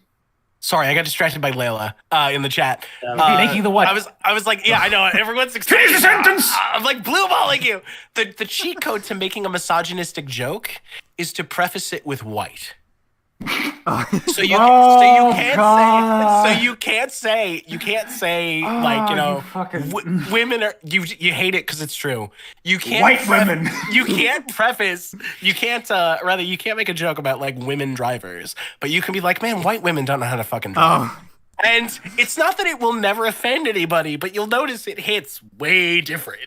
True. It's because you Americans have gotten real soft and like, oh yeah, racism applies to everybody except white people. Yeah, it's a funny thing. For the record, I don't actually like that. I don't like that definition. I'm not one of those people, even though I'm like super far left. My fucking thing with that, I don't care. There is fucking institutional racism, interpersonal racism. Fuck everybody else. I agree. I agree 100%. That's actually how I've always looked at it. We can be like, hey, I'm Russian. I don't give a shit about race, sex, or anything. We've been through this shit. You just care about vodka, right? That's I don't drink, and next time I see you, I'm 6'7", I'm going to smash a goddamn vodka bottle over your head. I mean, vodka rights only. If I survive the experience, there's gonna be a whole lot of vodka like on the floor. Yeah. I mean, hey! If you ever been hit by a glass bottle, at least that's a lot of disinfectant. Yeah, that's true. Yeah, and cleaning up the floor. The head wound is the head wound is just like fucking instantly. Now the immense amount of brain damage. Now that's not. Yeah, that blood force trauma is fucked. It's kind of and like especially from somebody like me, because I'm not fucking around. I am 6'7". It's going to hit like a truck. I guess we'll see. It's like receiving. I weigh 240 pounds. It's not going to be pleasant. It's like receiving a negative and a positive at the same time. You get the negative, but then the positive comes in where it's like the disinfectant's in, and it's like so like nothing happened. But it's a double negative though. Is it? Yeah. First is the head wound, then it's the brain damage. But to be fair, it's me. Nobody's gonna be able to tell the difference. I was about to say, like, if I got hit in the head with a vodka bottle, I don't think anybody would notice how my intelligence already dropped. It's gonna be one of those things like he just picked up like new skills. Like suddenly he's like a concerto pianist. Like I don't fucking understand. How did he do this? What's the secret? Why is his left arm so noodly? Sorry, Layla. On behalf of the how to unlock apologies. new abilities. Get smashed by a big Russian in the head with a bottle. Hold on, I mean that's what Marvel Comics says. Wait, hold on. Someone gave you a complex math problem and said you couldn't solve it because you're a woman? That's fucked. I'm so Wait, sorry. what? What? No. Yeah, it's so stupid. Yeah, I don't think I heard that story. Oh my god. Layla in chat talking about how somebody once a YouTube chat. Oh yeah. I was talking about how somebody once gave her a complex math problem, and then told her that she couldn't solve it because she's a woman, and it's like that is what we call that those people moronicism. Yeah, morons. That's when you go. There's literally little to no difference in the brain structure. Like, that's the one you go up to the dude and say, "Hey, buddy, I can't solve this problem because I'm currently drunk right now." If I remember properly, a lot of those people that say, "Oh, women cannot solve complex math problems" or shit like that, is because women are generally. Hold on, let me explain. No, God. Continue. Because they're the same morons. Like a few certain people who thought that black people were worse than white people because of brain sizes and shit like that. It's because No. Funny thing is, a white person does have a slightly larger brain, but it's not for the reason most people think. It's leftover. It's leftover from Neanderthals. It's just slightly better ability to distinguish different shapes. That's it. Neanderthals or Homo erectus? Neanderthals. Are you sure? Yes, we have Neanderthal DNA. Big I understand that we have Neanderthal DNA, but I thought we originated from Homo erectus. Yes, but we're technically a hybrid. Ah. If we have their some DNA, would say look, mutants. The moment you have even 2% DNA of another species, you're a hybrid. You're no longer like full on Homo erectus, Homo sapiens. You're just a hybrid. That's why I have hooves for feet. Those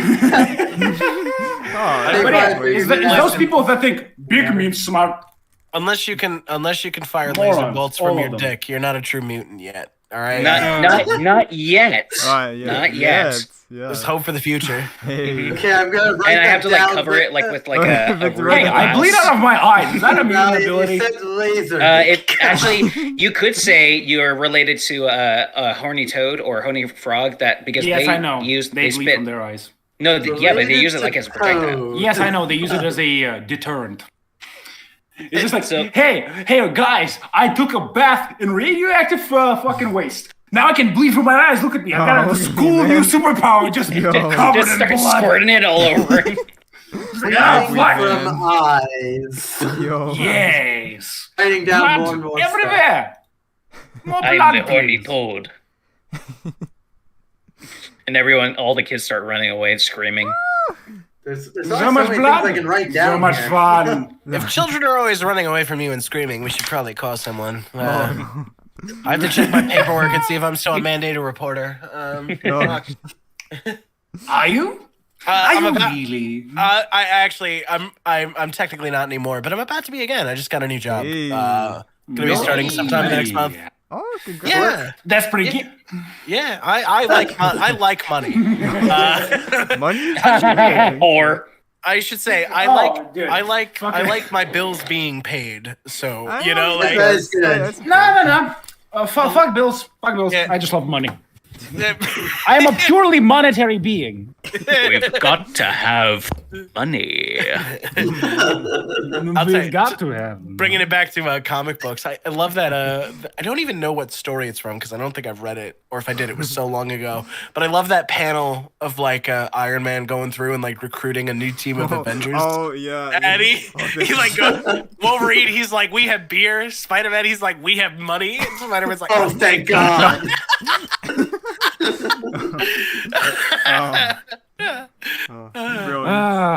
Although I'm still mad that they do not let Spider-Man, a man in his fucking 30s, just have a stable job. No, I agree. No, I'm a huge Spider-Man fan. The sad reality of life, Like my man is 30. I understood it in the teenage phase. He's 30 fucking years old. No, they're insisting he's like forever like 24 at the oldest. I don't know what you're talking about. I mean, never mind the fact that if you sliding scale timeline. No, but it's not even about the sliding scale timeline, right? If you go back to the 60s and you read everything up to One More Day, from the 60s onward, barring a couple of exceptions, because writers and artists change all the time, right? Especially when we get into when we get into the era of digital coloring. But even after digital coloring, if you go from point A to B up until One More Day, even though it's a sliding timescale, the man feels progressively older and more mature and more together. His stories become darker and more contemporary and more adult. And, just dealing with life stuff and clones and fucking all this stuff. But then, One More Day happens. And now we're in Brand New Day. And he's been a perpetual 23, 24-year-old ever since. Yeah. Fucking Mephisto and his bullshit magics.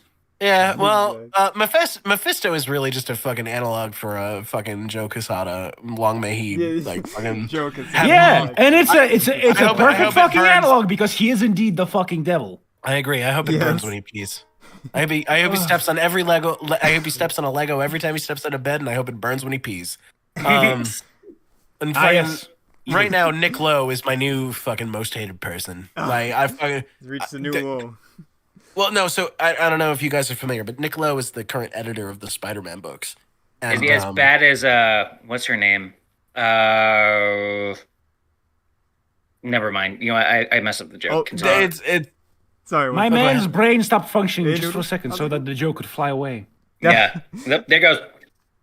Welcome. Oh, hello, Noodle. Welcome, Noodle. The joke is. Glad you. I was gone. Congratulations on your freedom. But so at the end of the Beyond arc, where they brought back Ben Reilly just to fuck him over again. Ben Reilly's been all right. I almost forgot about I forgot. He's a clone. You know what it is? He's a clone of Peter Parker, so he has to get fucked on. He got fucked up bad. He got fucked up bad. So they brought him back, and after the horror, they turned him into a villain again. And Nick Lowe in the letters page, he starts talking about how basically there's nothing really to do with Ben Reilly. There's too many spider people, and we already have Miles, and Miles is here to stay. So, I just don't know. They're barely doing anything with Miles other than Spider-Man. I agree, but also Ben predates Miles by fucking 30 years, so that also really 30, made me... my man, he's predating him by about 40, actually. Yeah, I was just rounding it, but that sounds right. Yeah. Let's also just take Miles Morales, since he's not doing so well as Spider-Man. Let's just make him other superhero characters in Marvel as Wolverine. Oh my Thor. God! Have you seen the Thor one? Pretty cringe. Have you seen the Thor one? Jesus. Yeah. That should never have been printed. That was offensive. Marvel. Hold on, Marvel. Sorry for the use of social media terms. Is trying to go woke and everything, but Jesus Christ, that went from woke to straight racism. That's just what the fuck is this supposed to be? Oh, you mean you're not moved by Odin's dude? fate? I thought. Oh, God damn it! I love all the graffiti on Mjolnir. I legitimately thought for a second that I went from 2020 all of a sudden back to 1960. And I was like, what the fuck am I reading? How funny would it have been if they made Luke Cage Heimdall? Oh my God! Oh Christ! Hey Doom, give me back my fucking $100. Man, from all. He has no power to do it by then. He can see Doom literally taking the cash out. It'll never happen. But I'm hoping. Even though I know it won't happen, I do kind of hope that when they bring the Ultimate Universe back, that Miles will go. They did bring over it there, back, although not fully. Yeah, it's not going to happen. But man, it would be so. It would be so much better for him to be his own Spider-Man again in his own universe. Because I had no problem with him when that was what was happening. I was reading those books. Him and Peter existing in the same universe just takes everything bullshit. out of Miles. Yeah, it takes everything out of Miles. And it also. What's the point of this character? He's not doing shit. They even did the fucking Clone Saga with him, which was shit. It was just garbage. And it's not like you ever see them interacting or anything. You're not. They don't even capitalize on the Miles just comes in, destroys the fucking cure, and I don't know. That's it. Yeah. Well, and it's also because of the way they keep character assassinating Peter.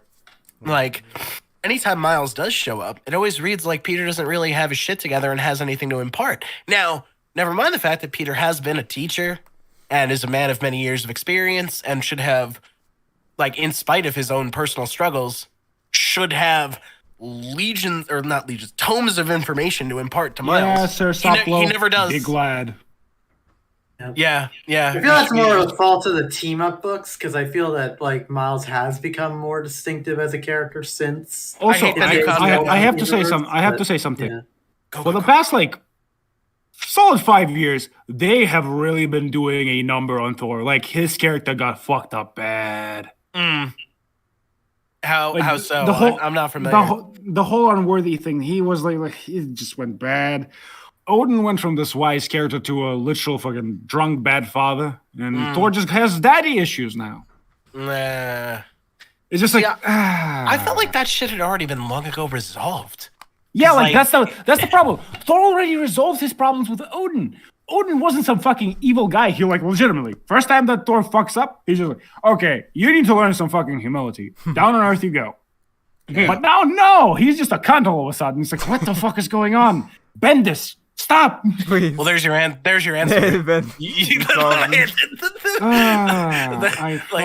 I fucking hate that guy. He's just bad. Bendis has made some really great contributions to comics. Ultimate Spider-Man is one of the best long-running series ever made. It has some problems, but I really like Powers. There's other stuff that I just can't think of. I like Bendis overall. His Daredevil stuff was great. He needs to keep it to more grounded characters in my opinion. I think he works really well. I think he works best in his own little pocket. Yes, if he's playing in the kiddie pool with all the other Marvel creatives, things go wrong real fucking fast. Yeah. Also, I have to ask Sir Soplo, and I don't mean this disrespectfully. I'm just curious. If you're not a comic book fan, how the fuck did you end up here? because this is a largely comic book based YouTube channel. How did you get? We're so grateful to have you here. Oh, by the way, another thing. You know, when Donny Cates took over Thor for a moment, I thought, oh, maybe he's doing something fine. And then he rewrote the entirety of the origins of Galactus and killed him. Yeah. I'm not super familiar with Donny Cates' work, but my understanding from people who've read a lot of his stuff is that he tends to do that. He comes in and just blatantly ignores or disrespects stuff that he's done so much weird shit. Like after the amazing run that was Immortal Hulk, he comes in with fucking Worship Hulk. And none of that mattered. Apparently, there's now a Titan Hulk. Banner does not have anything he does not have understanding with his Hulks anymore. All of a sudden, what the fuck happened? Did they also give the Hulk his own Hulk? That's the Titan Hulk. That's the Titan Hulk. I was about to say. Yep. Which is, I shit you not, is achieved by making Hulk a literal fucking worship that Banner controls, and the way he fuels it is by ramping up the engine room or the war room where Hulk fights against increasingly more fucked up foes like the Marvel zombies, to Galactus, who's been hulked out, Thor, fucking Infinity Gauntlet, Thanos, and other shit. And there's apparently a 10th Titan, which is probably going to be the fucking one above all or something. I don't know. Yeah, I don't fucking know. And then Hulk punches God. Which sounds cool as well. Here's what I'll say, because I was talking a little bit about the I don't think you were in the call yet, but I was talking about the Hulk bullshit earlier about how Immortal Hulk was one of the best Hulk runs of all time. Oh yeah, absolutely, and then, it was. And then Donny Cates came in and made us all cry and mad. Dude, he threw that whole fucking run into the garbage. It was like. Oh no! I was telling them about the purple suit and walking off into the sunset, and making peace with the Hulk, and it's it was what is this gonna be? It's a perfect fucking write off to, I don't know, Professor Hulk, a more complete one. Yep. Fucking Maestro, for fuck's sake, you can go with that. Yeah, but nah. I'm actually full on. I'm totally comfortable with making Bruce Banner a full on sympathetic villain who uses the Hulk to achieve positive. My pitch for Bruce Banner that was the thing with Immortal Hulk. Yeah. The Devil Hulk, his shtick was he is a understandable villain. He's said, okay, you know what? You fuckers are fucking the planet up too much. Yep. Which was literally where Immortal Hulk started, was Bruce Banner's whole ambition there in that category. Yep. Yeah, and now it's gone. It just poofed away. Yep. I would totally be fine with not having a Hulk book for a while and just having Bruce be a villain that people fight every once in a while. Yeah. And he always really challenges their morals and makes them think. Yeah. And they're always have this thing. had this thing where like he actually has like a whole like understanding with his Hulks, and he can bring out any of them. The Devil Hulk, the Savage Hulk, and for example, Thor comes comes knocking with being king of Asgard and all. Bring out the fucking World War Hulk. Have a fucking massive ass fight. Now fuck that. And here's the thing. Worship Hulk. And by the way, they did have a fight with fucking Thor. Yep. I was Thor beat Thor beat the ever living shit out of Hulk, and they made him a Hulk for no reason. Where he then proceeded to beat the shit out of Hulked out Thor, like Hulk Thor, which is just. The first time that this has happened, actually. I mean, like, yeah, and like they really took a shit on Hulk in that regard because Hulked out Thor beat the ever living shit out of like regular. I would actually argue that having Thor Hulk out also diminishes Thor, and it also kind of defeats the whole purpose of having those two fight. Guys, while we're at it, why don't we also make Spider-Man a Hulk too with Thor? Fuck you. No, don't mention that. I'll tell you what. I enjoyed the character moments of that story. That was actually my introduction of Hulk. Was also, all the you know another thing that I Hulk. fucking hate about them turning Thor into Hulk there? They didn't go with the OG Hulked out Thor design, where he's a blue Hulk with massive thunder fucking hair and a hammer. Like, how hard was it to just replicate that shit? It looks cool. Why did you make him green? I think a lot of these writers haven't seen some of that stuff. I think that comes up a lot. Where that's like early 2000s, but it was pretty epic. Sure. Yeah. Just as Spider-Man was trying to learn shit as a Hulk. Yeah, which was cute. It was cute. Yeah, I thought the character moments were fun. That's all. I can totally see why, if you're a big fan of both of those characters, you would find it like dumb as fuck. I like the character moment. I like that little talk at the end between Hulk and Spider-Man, where like Hulk's like, "Yeah, you made everyone forget. Banner forgot. I know who you are." Like, and he's just like, "Thanks for being cool to Banner." Like, it was just a cute moment. I really dug it, and I think that's another thing with Hulk. He just seems to have immense mind manipulation resistance to like an insane amount. Oh yeah, and the ability to see ghosts and shit. That too. Oh yeah.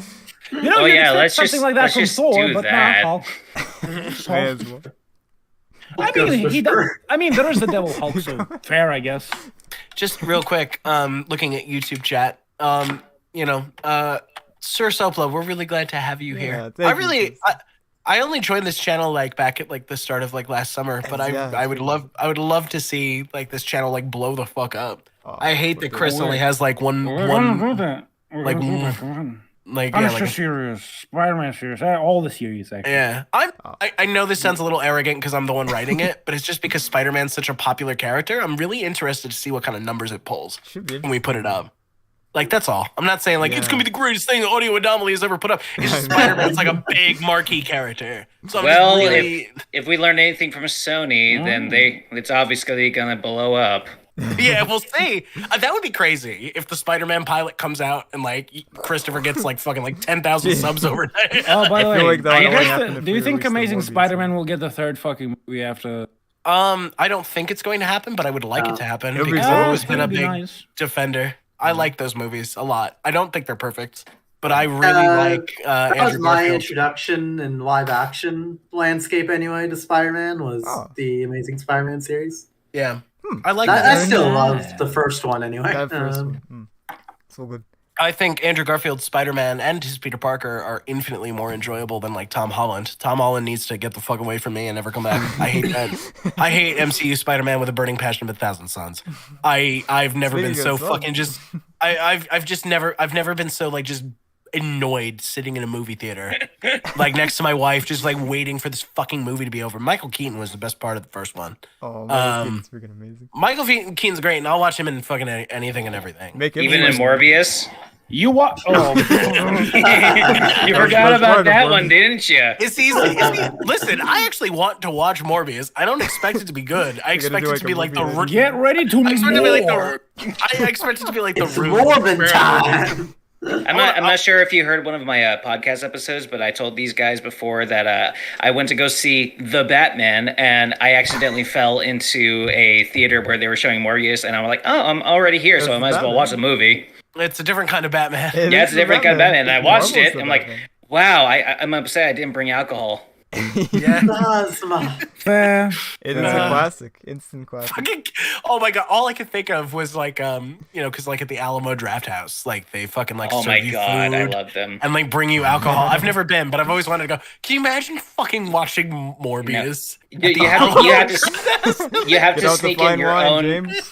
Yeah, you got to sneak in your own booze, but like, yeah, that would be worth it. Just get as much junk food as possible and laugh your ass off to Morbius, just saying it's Morbin time. One of my ex girlfriends, her thing that she used to do to like get like snacks and drinks into movie theaters is she would like load the stuff she wanted to bring in like into her bag, and then she would like cover the stuff with not used, thank God, but just like fresh like sealed feminine hygiene products. So when they I thought you were gonna say condoms. So when they'd go to check her bag, she would just be like, "Oh yeah, just no, you got me thinking condoms." She'd be like, condoms. I love going away from the keyboard for a second. You'll get into I always love when they add like fresh feminine products. Oh, I thought you were gonna say condom. Like, what the fuck? Wait, something just flashed on screen on the YouTube channel. Oh, I thought you were like doing a bit like Tyler Durden over here. Fucking. That was just a flash of it. That was like, yeah, exactly. That's something I do something similar like that. I mean, you can't prove it because nobody ever checks, but sometimes I'll get a bag of candy. I'll shove it like right down my underwear to where my dick is at, and like if anybody ever hears crumbling, it's like, hey, where's that coming from? Oh, that's just my belt, or that's just my wallet, and like, oh, no, okay, you can't prove it. You want to have no physical evidence. Be a man. Take me to court. Be a man. Look him in the eyes and say, "My pants." Reach down there if you're so certain. Go ahead. And then one of these days, somebody is going to literally just reach in there, grab you, and pick you up by the fucking taint.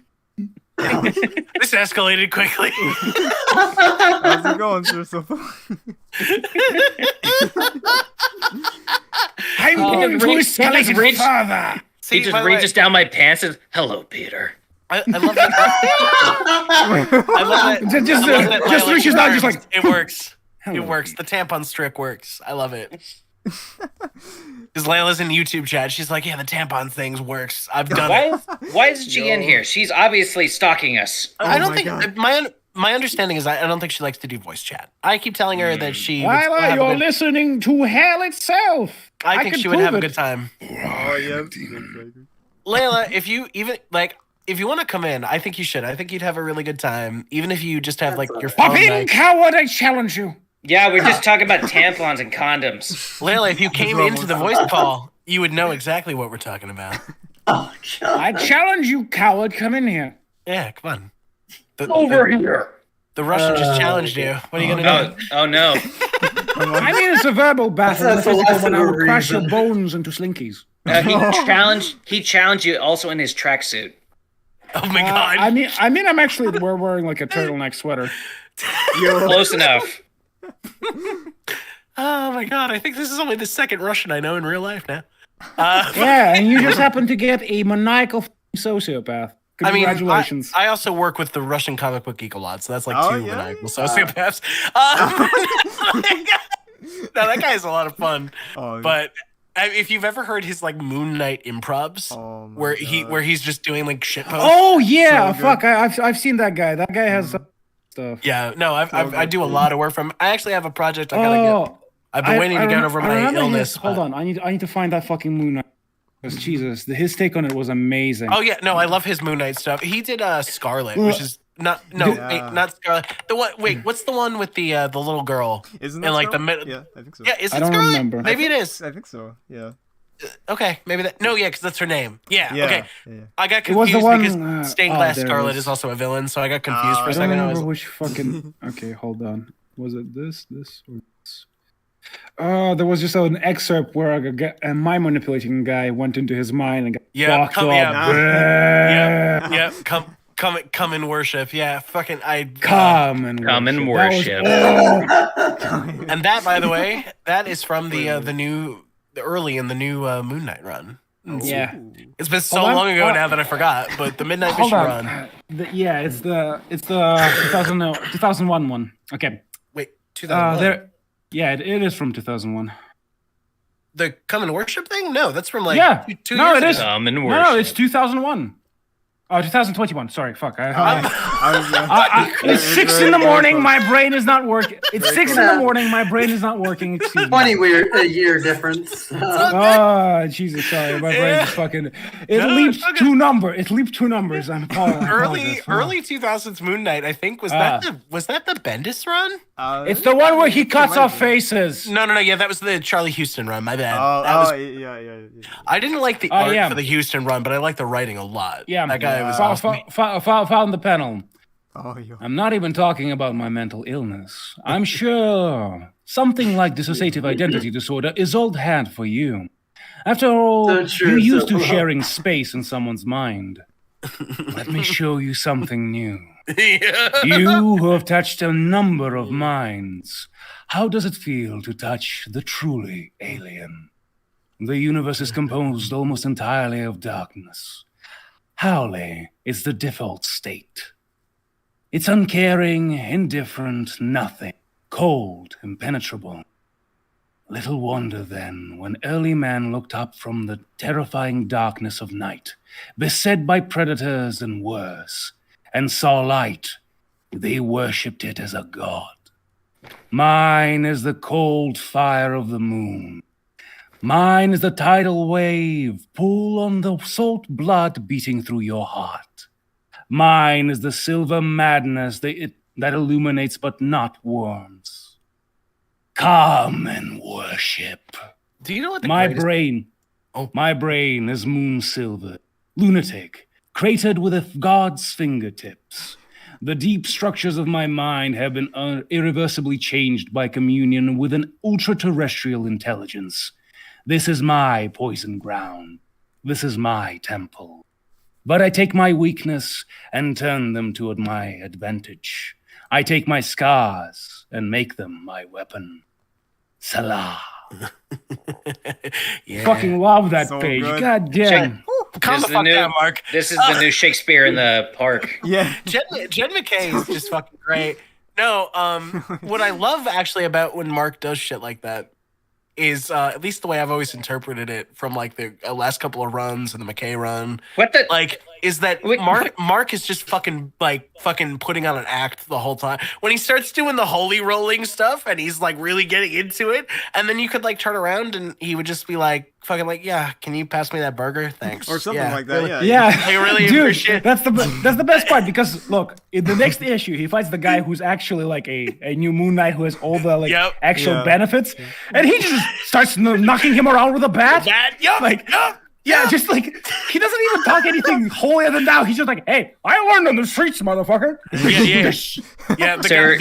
The Hunter's Moon is the name of the other Moon Knight, and he initially is like really giving Mark a hard time, and the whole time he's lecturing him about like fucking like oh you Mark Spector, you're such a failed fist of Khonshu, you don't hear the chorus, you know whatever, and he's this like, is the shit. This is the shit he says while he's beating him up with a fucking bat. He goes, "No, cute trick.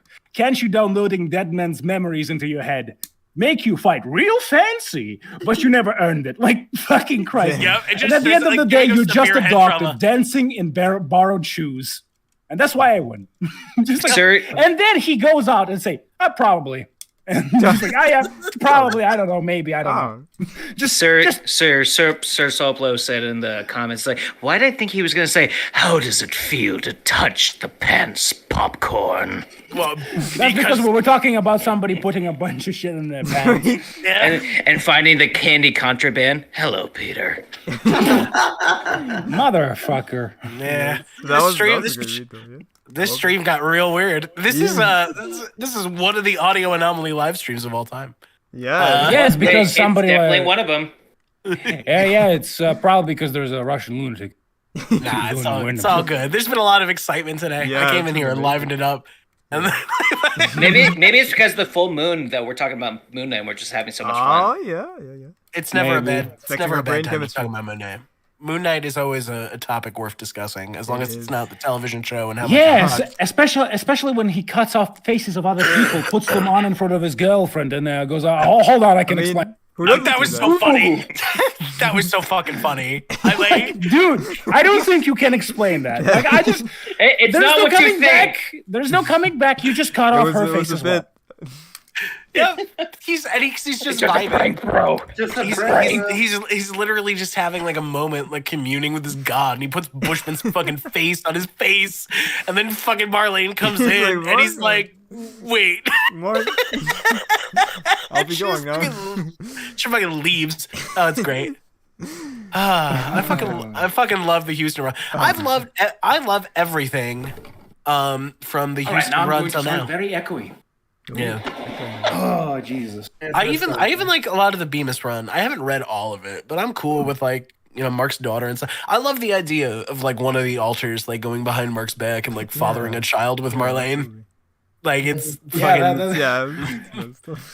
fuck! I went back on myself and had a child without telling myself. Fuck. Yeah. Honestly, like I don't know how they're like still like cool with one another because like I don't think I can ever come back from that. Who would do such a thing? At this point, why does he just not? I don't know. Go to fucking Dr. Doom, fucking Tony Banner, whoever. Just get that shit out of his head. Actually, cut it out. So did you read the anthology series that came out last year? It was called Black, White, Red, and Blood, or Black, White, and Red. I think it was called White, Red, and Blood. Or I'm trying to remember, but it was something like that, and it was like I think it was. Is it White, Black, and Bloody Red? Or something like that, but it was Black and White Moon Knight comics, but with red also. Anytime there was blood and stuff. Yeah. Oh yeah, I read a bit of it, but not fully. So one of the stories in there is actually like that. It's he goes to Doctor Strange and he's like, and this is like out of continuity, or maybe it's in the future, who fucking knows. But he goes to Doctor Strange and he's like, yeah, listen, Doc, fuck this shit, I'm out. Like, can you just pull the Khonshu nonsense out of my brain? And Strange is like, there could be severe fucking consequences for this. Are you sure? Whatever, Dr. Guy, do it. And he's like, whatever, like, Doctor bitch. You can't do it. I mean. Yes, Strange, Mister. I'm going to unleash a demonic god to fight Hulk. Yeah, right. Consequences. Oh no. Well, unfortunately, at the end of the story, it's really bittersweet because it like functionally lobotomizes him, and he's just kind of left like just in a hospital bed, like just kind of staring off into the sky. But then I think somebody is like, "Wow, he looks really at peace." It's a really fucked up story. Yeah. At that point, wouldn't it just be easier to like, I don't know, go to one of those ye old medical facilities where you spike through your nose? Oh shit! The old medical practices that were barbaric as hell. Yes. Oh yeah. I mean, everything was kind of barbaric prior to like 20 years ago. No, 40 years ago. Apologies. We keep changing that number. 20 years. It's always the date that you're not. 1980s and past that. Some questionable shit, but more or less fine medically. Yeah. I mean, it's not the type of shit like, you know, oh, this person is acting out a little bit. They're a little bit aggressive because of trauma. Let me just remove a part of their brain. Yeah. I'm sure nothing could go wrong. Okay, that might be a bit of a fucking overreaction there, buddy. Yeah, I mean, I didn't really need that part of my brain anyway. I mean, yeah, it'll be fine. Didn't need it. Yeah. All right. Oh yeah, the series. Oh, go ahead. Black, White, and Blood. Yeah. Yeah, that's what it is. Black, White, and Blood. Yeah, I didn't really like most. Seems far less redundant. I didn't really like a lot of the stories, but there were a couple that I enjoyed. Oh. There was like the Spider-Man story in there that I thought was cringe as fuck because it clearly was pulling from the television show by somebody who like I question if they've ever read a Moon Knight comic in their life. Oh, so like fucking like Spider-Man shows up and one of the first things he says to Moon Knight is like, isn't it always Egyptian stuff with you? I I'm like, seeing that actually, yeah. I was so irrationally angry because I'm like, most Moon Knight stories have nothing to do with Egyptian stuff. Yeah. What the fuck? And also in that series, or also in that story, we have summoning Moon Knight armor, which oh my god. This is everything I don't want in my Moon Knight comics. I fucking swear to God. Like, Aren't you a real Egyptian superhero? Oh god, that was pretty cool. That's probably the only area where I agree with Valiant on the MCU is MCU. The Moon Knight is terrible. No, not Moon Knight being terrible because I actually do like some of the episodes at least. Nobody's perfect. But what I agree on is that MCU synergy is what's stupid. Yeah. No, yeah. They should just focus on solo film. It's like, why would you just make the comics like a separate medium? Because the whole point of the MCU is to be its own adaptation, while the comics can still do especially the be comics careful. too. Be careful what you wish for. I mean, they there's could some just because play into they're not the going to whole have a. They're not going to have an There you Avengers go. film for like in the next 2 years. Good. You're the one who cares about that. I don't need that. I don't want it. I'm so done. Look, they should have finished the Avengers with that. The current lineup is so. Oh yeah, who do we? We don't even know what the lineup is going to be. Though. Yeah, I mean, we have the See. wonderful fucking Captain Marvel. Oh yeah, everyone's looking forward to that one. We almost had. We had Scarlet Witch, which was Yeah, about that. Man, they really assassinated the shit out of her character. Oh yeah. And they didn't just assassinate probably her the character. comics too, though. They didn't just assassinate her character. They just took her corpse, put it into a grinder, just kept grinding and grinding. It's like, hey guys, we made entertainment. Oh Jesus. Yeah. Oh, and I definitely love Reed Richards, the smartest man on earth, just going, yes, his ability is to talk and he'll kill you. Wanda, he can. And then right Just after, like, he blows his huh? own head off, he immediately reaches for her, and when Like, he can I see mean, that she dude, bends reality. He's like, oh Dude, yes. She just fucking said, what mouth? And his mouth just went poof. What do you think your stretchy rubber arm's gonna do? I know, right? Well, that reminds me He of, went for her tit. That reminds me of the that moment in Invincible. I love the comic book series. I love the show. I'm so excited for season 2. Oh yeah. Oh yeah, by the way, that fucking Alan's the fight at the end of episode 1 where Omni-Man is wrecking shop. Oh my god. And then what's his name? Darkwing? Darkwing. Drops down from below. Dude, what are you Not above. expecting? I know, right? From above. Yeah. You can't drop down from below. Yeah, coming out the ground. The one guy in the superhero group who doesn't have any superpowers. He's He like, might I got just this, get man. out of dodge. What did you? It's not even a question of being brave. No. What did you think was going to happen? My question is, no. My question is not about what was going to happen. My question is, what the fuck do you think you're going to do at all? I know, right? Are you gonna put him in a chokehold? The guy can bench press a continent, you dipshit. What do you think you're gonna do? That felt like they just wanted an excuse for a horrific kill. They just wanted to fucking take Batman Let's out. get this guy out of here. Yeah, fucking. Oh god. But, Even though the one with the most gratuitous death scene would probably be the guy who's supposed to be the Flash. What's his name? Red Rush. Oh yeah, where he's continuously punching to where he's breaking his own arms until his head gets crushed. No. That's not the most gratuitous part.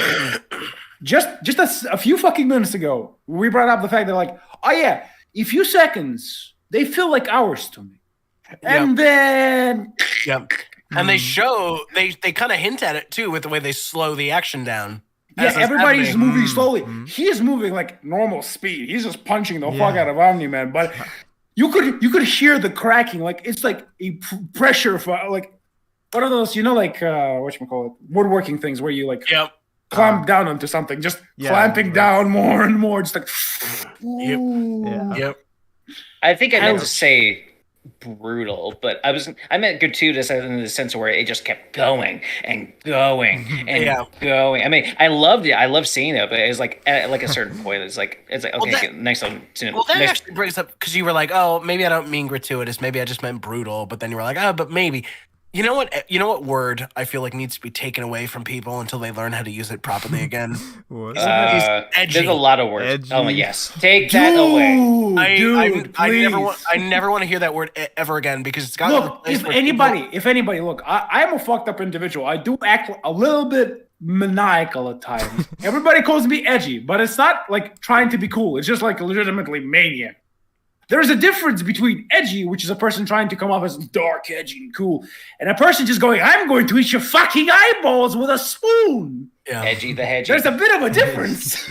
Well, I think it's generally understood that edgy is supposed to be it's crazy and dark and transgressive for its own sake. Yeah, like just we're not because, saying yeah. anything interesting or like compelling with it. We're just like, look at this sex and gore and all this. So edgy. And It's not like, even that. Originally, there's no point edgy, to it. like originally, edgy was used as people trying to act all dark and like, oh, I'm super serious, dark character. That type of shit is edgy. It's not even about gratuitous violence. Well, no, I disagree because that's more my point now is what that's become. But my understanding is always that is that like I've never been a fan of that gratuitous nature for action scenes personally, which is why Invincible is just kind of okay in my regard. See, no, I think Invincible. I don't think Invincible's gratuitous. I think Invincible it serves a point because the horror of it is the point. Like the whole Mark. Especially like the train scene. Yeah. Oh, trust me. We haven't gotten anywhere yet. No. Yeah. Season 2 is. Wait for Frank. Wait, you haven't seen nothing yet. Yeah. I don't know. Some elements I feel they should change. Wait for Mark. 1 through 54. Oh, you mean? I was gonna say. You mean what's the matter, Victor? You don't think they're gonna? You're not waiting for Anissa to show up? I'm so torn on how they're gonna handle that. I'm like, whoa. I mean, I kind of want. I don't know. I kind of want. Some areas I feel are gonna be like just gonna feel like a 180 to the television audience in terms of where things are headed, and they could change things for better pacing and all. I don't know. I feel like they've kind of set the expectations pretty well. Yeah. Like as violent, I feel like they were ramping it up. Like I feel like they ramped it up pretty well. Because like for like most of like episode 1, there's like no violence. Yeah. And then we get the final scene, and you get the shock, and you're like, oh my god. So and then it gets. Like. And then but that was also something that they changed. They added that instead of keeping the Omni-Man deaths a surprise. Yeah. And same thing when it comes to keeping other subplots until later. Yeah. Instead of revealing them earlier. The Amber thing is that I'm so curious how they're going to deal with that because they've seen the discourse online. Kill her. That one was a terrible change, Kill her. however. Yeah, that was done so poorly. I liked her until the fucking. I knew the whole time, Marge. Yeah, I don't. Nothing. I found her a little annoying, but more sympathetic overall. And then she fucking was like, "I knew the whole time," and I'm like, "Whoever wrote that should be fired. Like, should be like kicked out of the writers' room and never." Tell me about it. That shit is garbage. There was a movie. I didn't. Oh, it wasn't a movie. It was a TV show. I only watched one episode because I didn't like where the direction was going. But in the context of it, Rupert Grint stars in it, and he's like his doctor is like a bad doctor, and he's like, you have cancer. It's like, oh no, and he tells his firm, he's like, I have cancer, and and he just broke up with his girlfriend, but his girlfriend comes back to him. He's like, and he literally asks, did you just come back and with me because I have cancer? And she's like, yeah. And I feel like that's what Amber did with Mark, just because he got beaten by his dad. Yeah, I was doubly mad when she came back to him at the end of the episode. I'm like double secret mad. I'm like, no, hey, fine. I didn't like what you did with her, but she's fucking leaving. That's great. Now we can focus on Eve because that's where the story is. How do you think they're going to deal with the boyfriend scene? Which boyfriend scene? Oh, I don't think they're gonna do it. One. I don't think you they're think gonna they don't. The one where her boyfriend yes. domestic I know violence. what you yes. Yeah. No, we could say domestic violence. I don't want to talk about the Anissa thing. I think that's gonna go some weird places, but the domestic violence thing, we could say DV. Like, yeah. I was just trying not to spoil shit. Oh, well, I don't think it's gonna be in the show. So like fucking, I mean, if anybody's wanting to read the comic. Oh yeah. I mean, I guess that's technically a spoiler. We'll do a live stream, but specifically instead of watching a movie, it's going to just be watching or reading Invincible. Oh yeah, yes. That'd be fun. Reading stream. There you go. But I don't comic book stream, baby. Invincible. We are going to get voice actors into stream, and we're going to voice over comics. Oh yeah, a live comic up. And we can get away with a lot of the imagery because it's considered art. Yeah. Especially the Moon Knight series. Oh yeah, love I don't think they're gonna touch it because I don't think it works with the poor decisions they're making with their Amber. I don't think it's gonna. I mean, Amber would probably kick the shit out of them. That's what I'm saying though. Like, not all the changes that they do would need to be Here's what I'll say. Later. If they do the thing with the boyfriend, you know what they're gonna do? It's gonna happen. Amber's gonna like fight him off. She's not gonna get nearly as fucked up as she did in the comic. She's gonna like fight him off because she's awesome, whatever. Yeah. And then Mark is gonna fly into a rage and like fucking stop just short of killing the guy and threaten the bejesus out of him. And then Amber's like the comics where he just picks him up. Yeah. And then why did you do that, Mark? Yeah, she's gonna be horrified, and that's what's gonna break him up. That's Jesus. Please. That's where I think that's going because they gotta get rid of her. What would be worse is like I didn't need your help, Mark. I could have done that all by myself. Hey, I just remembered something that is probably going to be a fucking that's an anime for them. What about the Anissa scene? No, that's what I was talking about. I am so torn about the Anissa stuff. I don't know if they're going to do it. I kind of want them to because I think it's an important thing to delve into. I mean, but I think it's it's an important too touchy. thing. Yeah. I don't know if they're like. I don't know if TV's. I don't know if mainstream audiences are capable of handling that. Honestly. Yeah. Because when stuff like that happens to men, it's still not really taken seriously. Oh yeah, it's not even taken remotely seriously. A lot of male toxic male audiences. I know I said the T word, but I'm trying to use it responsibly. A lot of toxic male audiences. That's another word we gotta take away. You're gonna get your privileges taken away. I think they're gonna be like, look at this beta bitch. Look at what happened to him. Mark's ruined now, and I'm like, you guys are being horrifying. Dude, like, a lot of people fucking way pit younger guy because you know. Mm-hmm. So I think when it comes to rape, it's gonna be if they're willing to waive away actual pedophilia, they're gonna be able to waive away actual rape as well. I don't think it necessarily works that way, though. I get what you're going for, but I don't think the logic works that way with a lot of people. I think people, creatives, especially executives, they can make some really weird decisions about what's okay and what's not. You know? No, I was talking about people. Oh, the audiences? Yeah. Yes. Yeah. Well, but we got to think from the perspective of like what the choices the executives will make first. So like whether or not we're even going to see it. Executives are. What bothers I just think I think they're gonna take it out. I don't know. We'll see.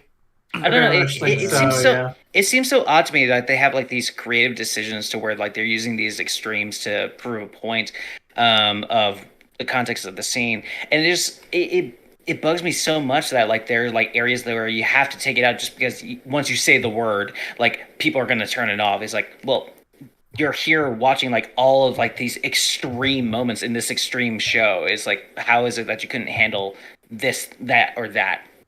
Yeah.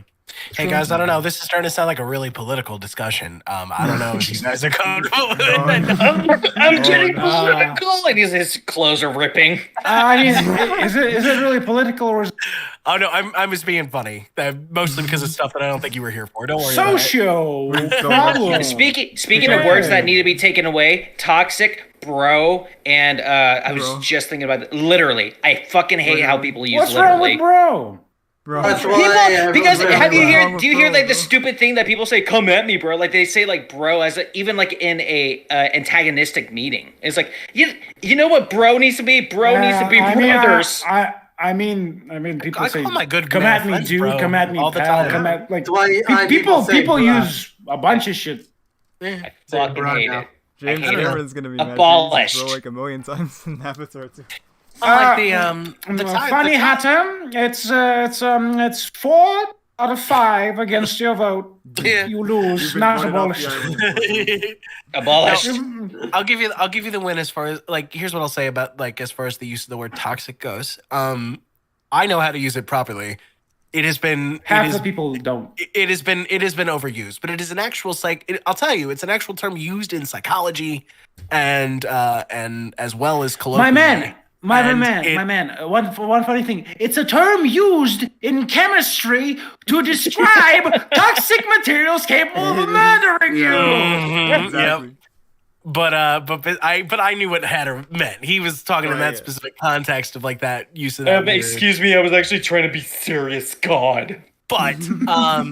But it is true that it gets overused. And people hear like the phrase like toxic masculinity, and unfortunately they get really defensive because they don't understand what it means, and because there was a period a few years ago. I think it's largely gotten better, but there was definitely a period like back in like 2012, 2013, 2014 where that word was used like a crudgel against normies. who social norms. Well, social norms were changing.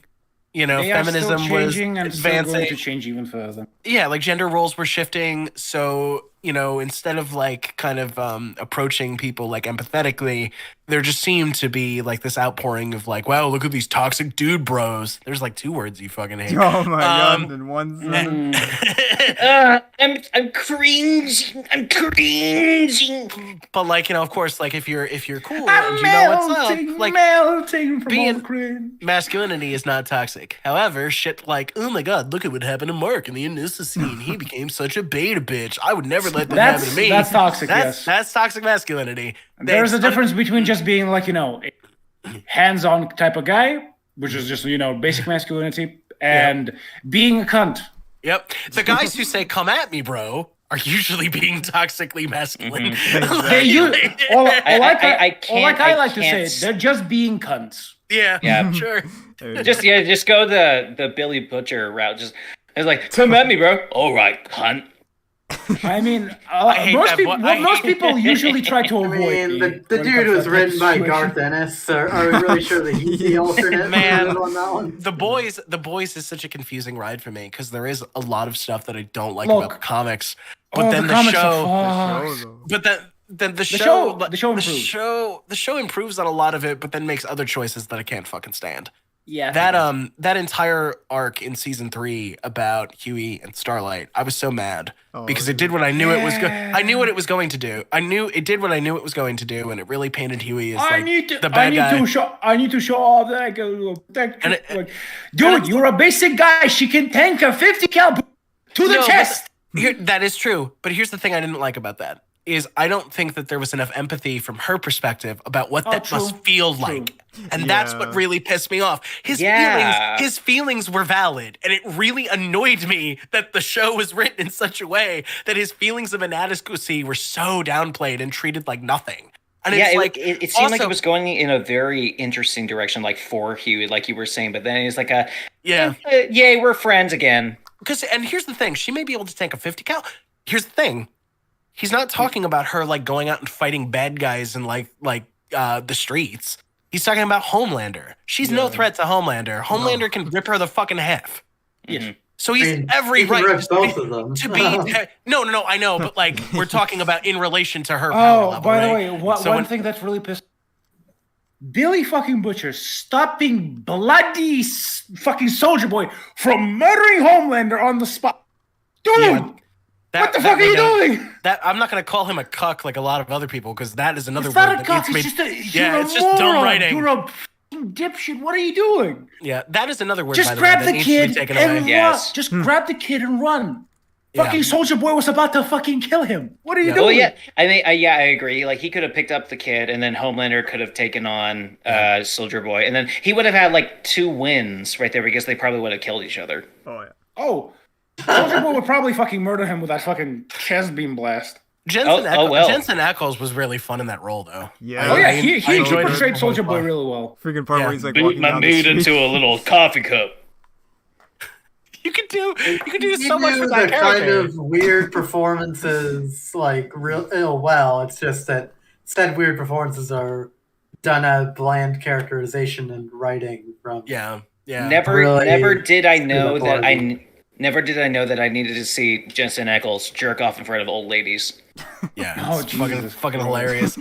No, like if you want to see like good Garth Ennis, just read his Punisher and then don't read anything else. No, I take that back. Preacher. Read Preacher as well. His fucking boys run. After a certain point, it just becomes just torture porn or gore porn. Yeah, the concept is interesting. I mean, Black Noir literally eats a fucking baby. Yeah. I did things. Past that point, you can come back. Yeah, he ate a fucking baby. Yeah, fucking Garth Ennis. Baby, get in my belly. Garth Ennis is a crime against humanity that we have to answer for. Like, fucking, I don't know. Fuck. Anyway, he's our Homelander. It is. You're not wrong. He's like the literary Homelander. Anyway, it is just past 10:30 here. I'm still sick, so I am going to bounce. Rest well. But thanks for hanging out, man. everybody. Dissipate into nothingness. It's 6 a.m. You're on my level. Yeah. Well, I'm about to start working overnights again next month, so fucking, we'll see how it goes. Remove your frontal lobe. It allows for an easier time not sleep. There you go. All right, everybody. You take care, okay? We'll see you next time. Too. See you next. All right, peace out. Bye-bye. The voices don't stop. Bye-bye. Where's the hang up button? Fuck. I hit it. Here we go. Down there. I was wondering how many fucks it would take him until he hung up. It was about 6. Ooh, record. Oh, damn. But speaking of words that should not be used for a long time, I don't understand how I hate it when people like keep using like what he was saying, like beta cuck or an alpha male or sigma male or gamma. Funny thing fucking is hate it when that whole thing beta alpha. It's not even scientifically accurate. Yeah, because like that was like based off wolves and like the same guy who came up with that. He's yeah, like, the same guy. Literally fucking months afterward. Hold on. I made a mistake. Yeah. Hold up, breath. But we kind of like this alpha and gamma thing, so we're just gonna keep shit, it, dude. Sigma shit. It's just like it came out of nowhere. It's like, Speaking of which, still can't beat Ultron Sigma. Sigma Ultron. It's like fucking Sigma shit. It's like, I'm sorry, could you speak English, please? No. Like, proper English. Я на английском говорить не буду. Иди тварь, блядь. Никакого английского больше. Идите в жопу. My request has been denied. Да, никакого английского. Не буду говорить. Да. Хочешь говорить на английском? Не буду. Нет. No, one time in the theater world, I was literally thought to be Russian because of a Russian accent for a role. Oh, hey, well, there you go. I guess that's a testament to your accent. Your Russian accent is probably pretty good, but most people overdo it quite heavily. That's true. Because at some point they start to go from, basic Russian voice to vampire. Hello, I am Russian pirate man. Russian men drink vodka. I roll the R on the tongue. I swim with bear. Sort of going into a slight German/Dutch direction there. No, this is a German accent. It's not quite the same, I would say. I mean, when you mix them all up into like a blender, sort of deal. The German blender. Yeah, you cannot mix it in a blender. Together. They do not go quite well. Yeah. And remember, there are only 3 types of German accent: the Nazi German, the feminine German, and the feminine. Yeah, there's the different types which I recognized when I was going into the role at the time. Just fucking. By the way, do any of you know how to use false chords? I'm sorry, what? False chords. What is that? Yes. Yes, but I don't like to do that. Use of it. I don't like to do that in public. Why not? Are you that bad at it? Gotta go around talking like that all the time. I do many times. I already scare people enough with my gigantic shoulders. My shoulders are too tiny, so I'm good. There is also a secondary use of false chords. Ooh. I'm already dehydrated as is, so I don't usually use that. Yes, false chords. The power of Joker man, have any more water? I use it to fucking do the hear the Crooked Man read the little nursery rhyme? Yeah. I heard of Jack Warner. There is a whatchamacallit. Fucking Christ, hold on. Listen, Boots doesn't count there. Jesus Christ, hold on. Yeah, there is another one. It's a creepypasta version. It's just there was it. He walked the crooked mile. He found the crooked sixpence upon a crooked star. He bought a crooked cat, which got a crooked mouse. And they all lived together in a little house. But the crooked man was sad. But one, he had a thought. Why should he be crooked? when others they were not. So the crooked men set out to make a crooked world, full of crooked men, buried in crooked dirt. So the crooked man stepped forth and rang the crooked bell, and thus his crooked soul spiraled into a crooked hell, killed his crooked family, and you people all must suffer all of my crooked wrath. Yeah. Ooh, Nice. that was amazing. Ooh, Yeah. yeah. Incredibly painful too if you proceed to do it more than fucking. Yeah, for sure. That's why I usually selectively Yeah. do very straining Yeah, voices. yeah. Oh. Ooh. Did you make any SCP or creepypasta Yeah. audio dramas? That'd be Maybe pretty one about the interesting. back Yeah, room. exploring that. There's a lot of, I lore and mean, stuff. there's a shitload of lore, pataphysics, narratives, entities, fucking. It would be cool. Yeah. Swan proposal. Yeah. Yeah. Or we can do Doom lore videos where I actually fucking It'd be interesting. dark for, lore, field basically there. going like the fucking Slayer Testaments. No, like a lot of creepypasta stuff already is on YouTube. Yeah, there's a lot of cool SMP stuff on there. Yeah. Especially the Melty Sun one. Ooh. You walk outside, you melt your blob now. You are blob. It's always That fun is having technically some- alive. That is technically not dead, but not alive. Even if you shoot yourself in the head, blob. Yeah. you're fucked. Yeah. No, it's a moving blob that speaks with 1,000 voices of your loved ones, so that you walk into the light and melt. Hey, good night, Sir Sopo. Guard your stuff. Thank you for joining us, Sir Sopo. Dissipate into nothingness of the night. Become the blob. No. In the night you do not. It's the sun. It's me. I make blob. Oh. Hey, I know Sunman, how good is your Gary Oldman impression? I need to know this. I hope. Not sure. Maybe I could do it. Because he's been changing his accent pretty well, and like Gary Oldman's a pretty good Yeah, he's accent. even said he had to get coaching to get his original accent back. Yeah. Hold on. Let me just. How far do you have to go to get your original accent back? Sometimes it's a bit of a recovery, depending on how far you've gone into one accent Yeah, for so long. you just dive too deep into the accent.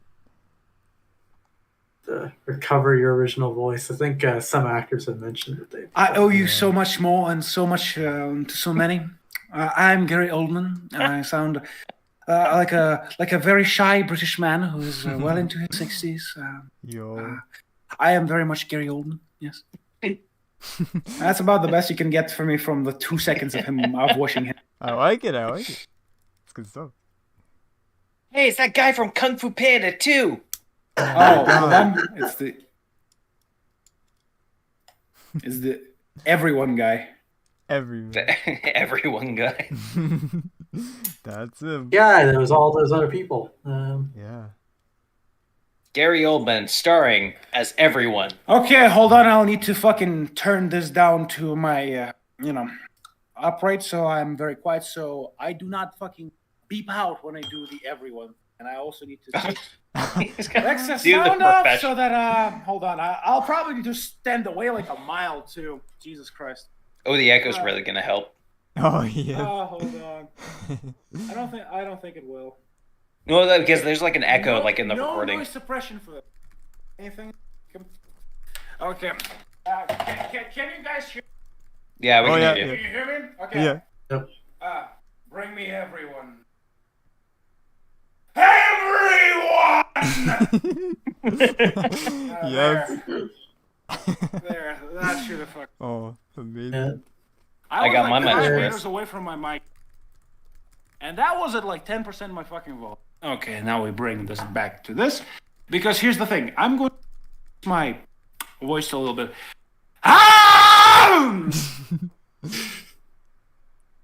Kill me. Kill me, please. I wish to die. Standard noise suppression, please. Please Oh, continue. Please. Good. No, I refuse to. Unless you want to hear me do whatchamacallit? Do Slayer's Testament from Doom Eternal. I mean Doom 2016. He's the big false chords one. I want to hear the Slayer's Testament, but as Chris Rock. No.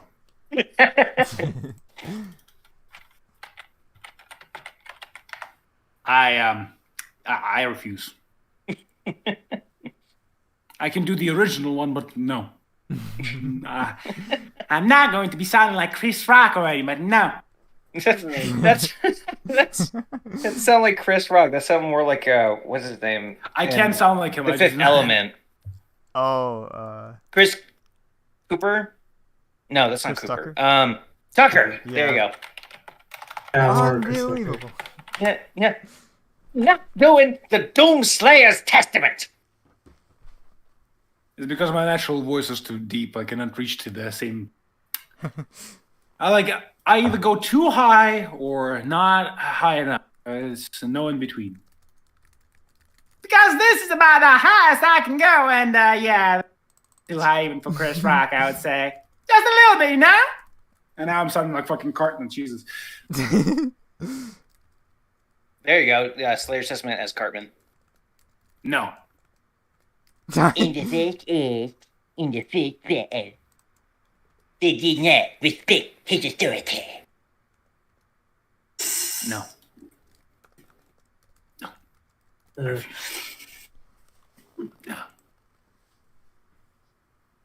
I wonder how fucking bad that sounded. The screaming. The trouble is with my audio, like over any like call or recording, is that I have to work out the fact that it sounds like only a few years younger than me every single time. Like when I first started recording my voice at 12, I still sounded 6. No. And now it's a case where I sound 12 when I record now. Oh man. I don't know. It's something I'm still working through. Trying to figure out how to put different audio at different times. And, I still gotta record stuff for Christopher. I realize. Oh yeah, yeah, no worries. Yeah, and yeah, you know, I'm sure it'll come with practice figuring out everything. Indeed. Oh yes. All right. Well, yeah.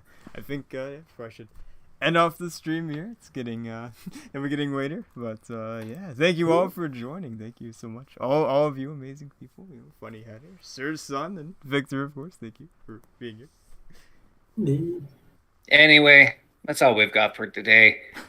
Bye. Yes. I'm not gonna do it the second time. I think he's gonna get upset if I do it too many times. He'll come looking for me. Fight him. Get him. I'm too scared. He lives in Scotland. Oh god. Pathetic. The Scots. Oh yes. Alrighty. Well. It's time that I do a movie review on the Funny Hatter, but the thing is, he doesn't have a movie, You call that a so Scottish? he's not. You call that a Scottish accent, you wee little fucking wank? I'm actually trying to sound like the guy. Hey, he's not a real Scotsman unless he rolls his arms everywhere. I didn't even roll an hour. I did. There's a difference between. It's the difference between talking like this and rolling your fucking R's like this. There's no fucking rolling of the R's, you wee little. I beg to differ. I listened to Mimir too much from God of War. Nah. All right, Lottie. You didn't understand anything.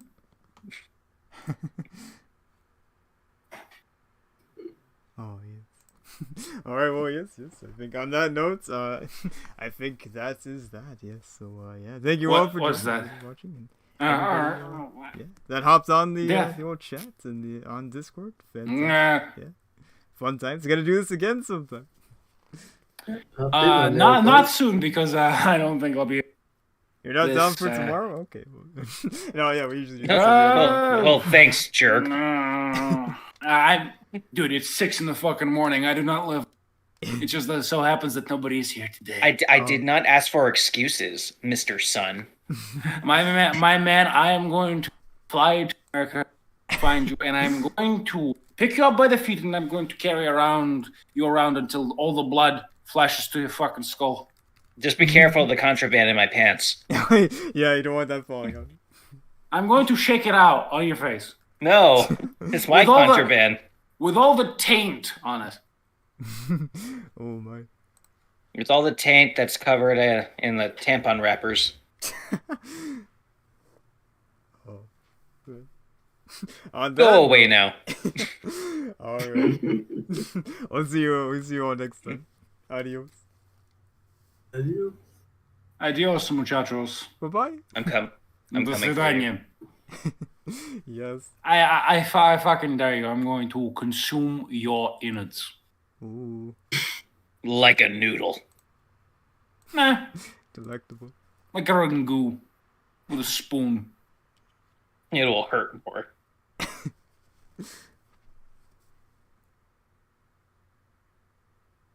That's that. All right, yeah, thank you all for joining in the I almost said the podcast, the live stream. I've got actually something before we go. We've got a little something here, and that's where we'll end it. If I remember where I put it, here it is. Okay, goodbye. The night is mostly still on a quiet street of New York City. A light breeze rustles a pile of litter just outside a dank, old warehouse. A man on the roof lights another cigarette and takes a drag, keeping a lazy eye on the street below, with one hand on his pistol. All seems to be clear for now, but little does he know that a man in a flamboyant and terribly impractical red suit stands just a few feet from him. God Christ, Jarvis, you have zero sex appeal. You're making my hard drive turn into a floppy disk. Let me take it from here. Hey everyone, Deadpool here. Well, I mean, obviously. Who else were you expecting? I mean, you clicked on this video, right? No one's got a gun pointed to your head forcing you to watch this, right? Right? You're stuck with me, kids. Oh, shit. Was I saying this all out loud? Stay the fuck where you are, bitch. Hands down. Drop your weapons. Wait, do you want me to drop my weapons before I put my hands down? Because I can't exactly do it when my hands are up. Ah, yeah, good point. Drop your weapons, then put your hands down. You're new to this, aren't you? Just shut up and do what I say or I'll shut you up, permanently. Give it your best shot. See what happens. Fine. Your hands are shaking. Have you even done this before? Of course. I've killed a lot of people. Please. No one that's killed someone has ever said that. I should know.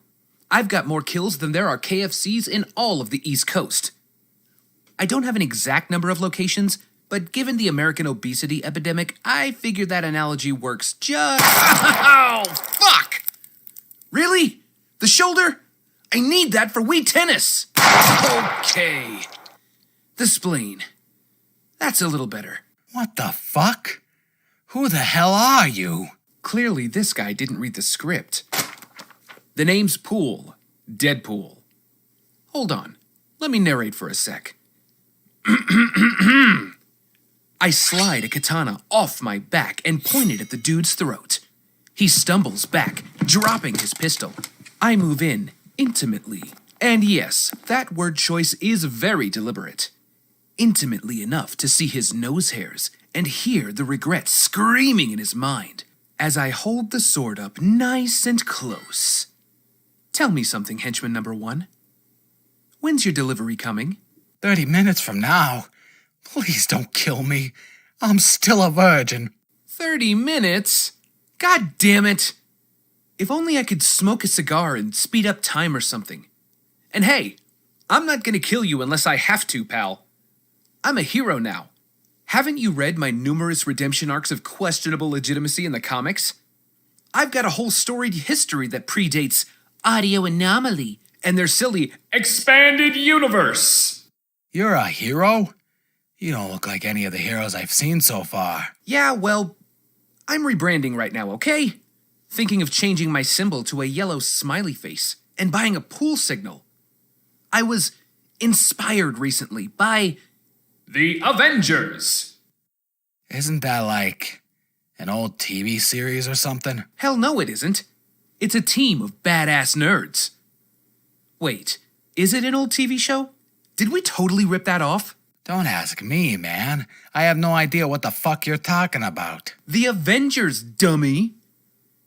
You know what's weird, though? How hush all this shit is. Like, if I were in a team like that with the actual blue-blooded Boy Scout Captain America, the Tin Man, gender-bent Robin Hood, some Russian spy femme fatale, Bon Jovi with a hammer, and a guy with serious anger problems, I'd blab it to everyone.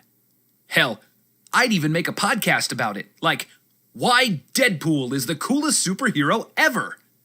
Fuck the X-Men at that point, right? Who needs them? Wait, the X-Men? Is that some sort of feminist group or something? Are you by any chance... The night is mostly still on a quiet street of New York City. A light breeze rustles a pile of litter just outside a dank, old warehouse. A man on the roof lights another cigarette and takes a drag, keeping a lazy eye.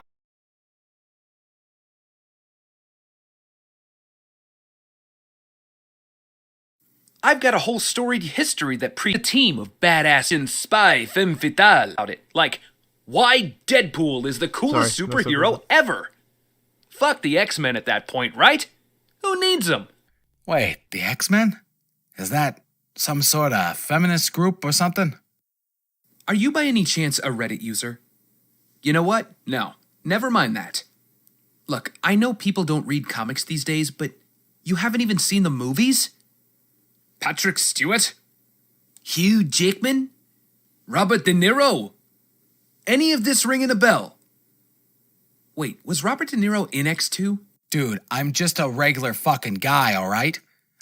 Where's all this crazy bullshit coming from anyways? Well now, that's a great story.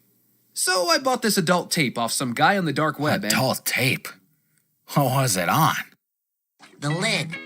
The lid. The lid. The lid. The lid, the lid, the lid, the lid, the lid, Okay. It was a SpongeBob episode I missed, alright? So here's the weird thing. It was taped over, and at certain parts you could see this group of dorky-ass people fighting some random army assholes. I scraped together enough of the footage to figure out who these guys are, and violin! They're the Avengers. They're the coolest kind of dorks, too. The type people look up to. Why did you buy a tape when everything's online? Ever heard of Pirate Bay? Shut the fuck up! Everyone knows VCR tapes have the best picture quality. So that's why I'm here, to get into the Avengers. I gotta do something cool, something heroic. And to do that, I need a shit ton of illegal guns. That's where you come in. I heard a rumor you guys got a tank. Is that true? What? Fuck no, we don't. Damn it. That probably would have at least impressed Captain America.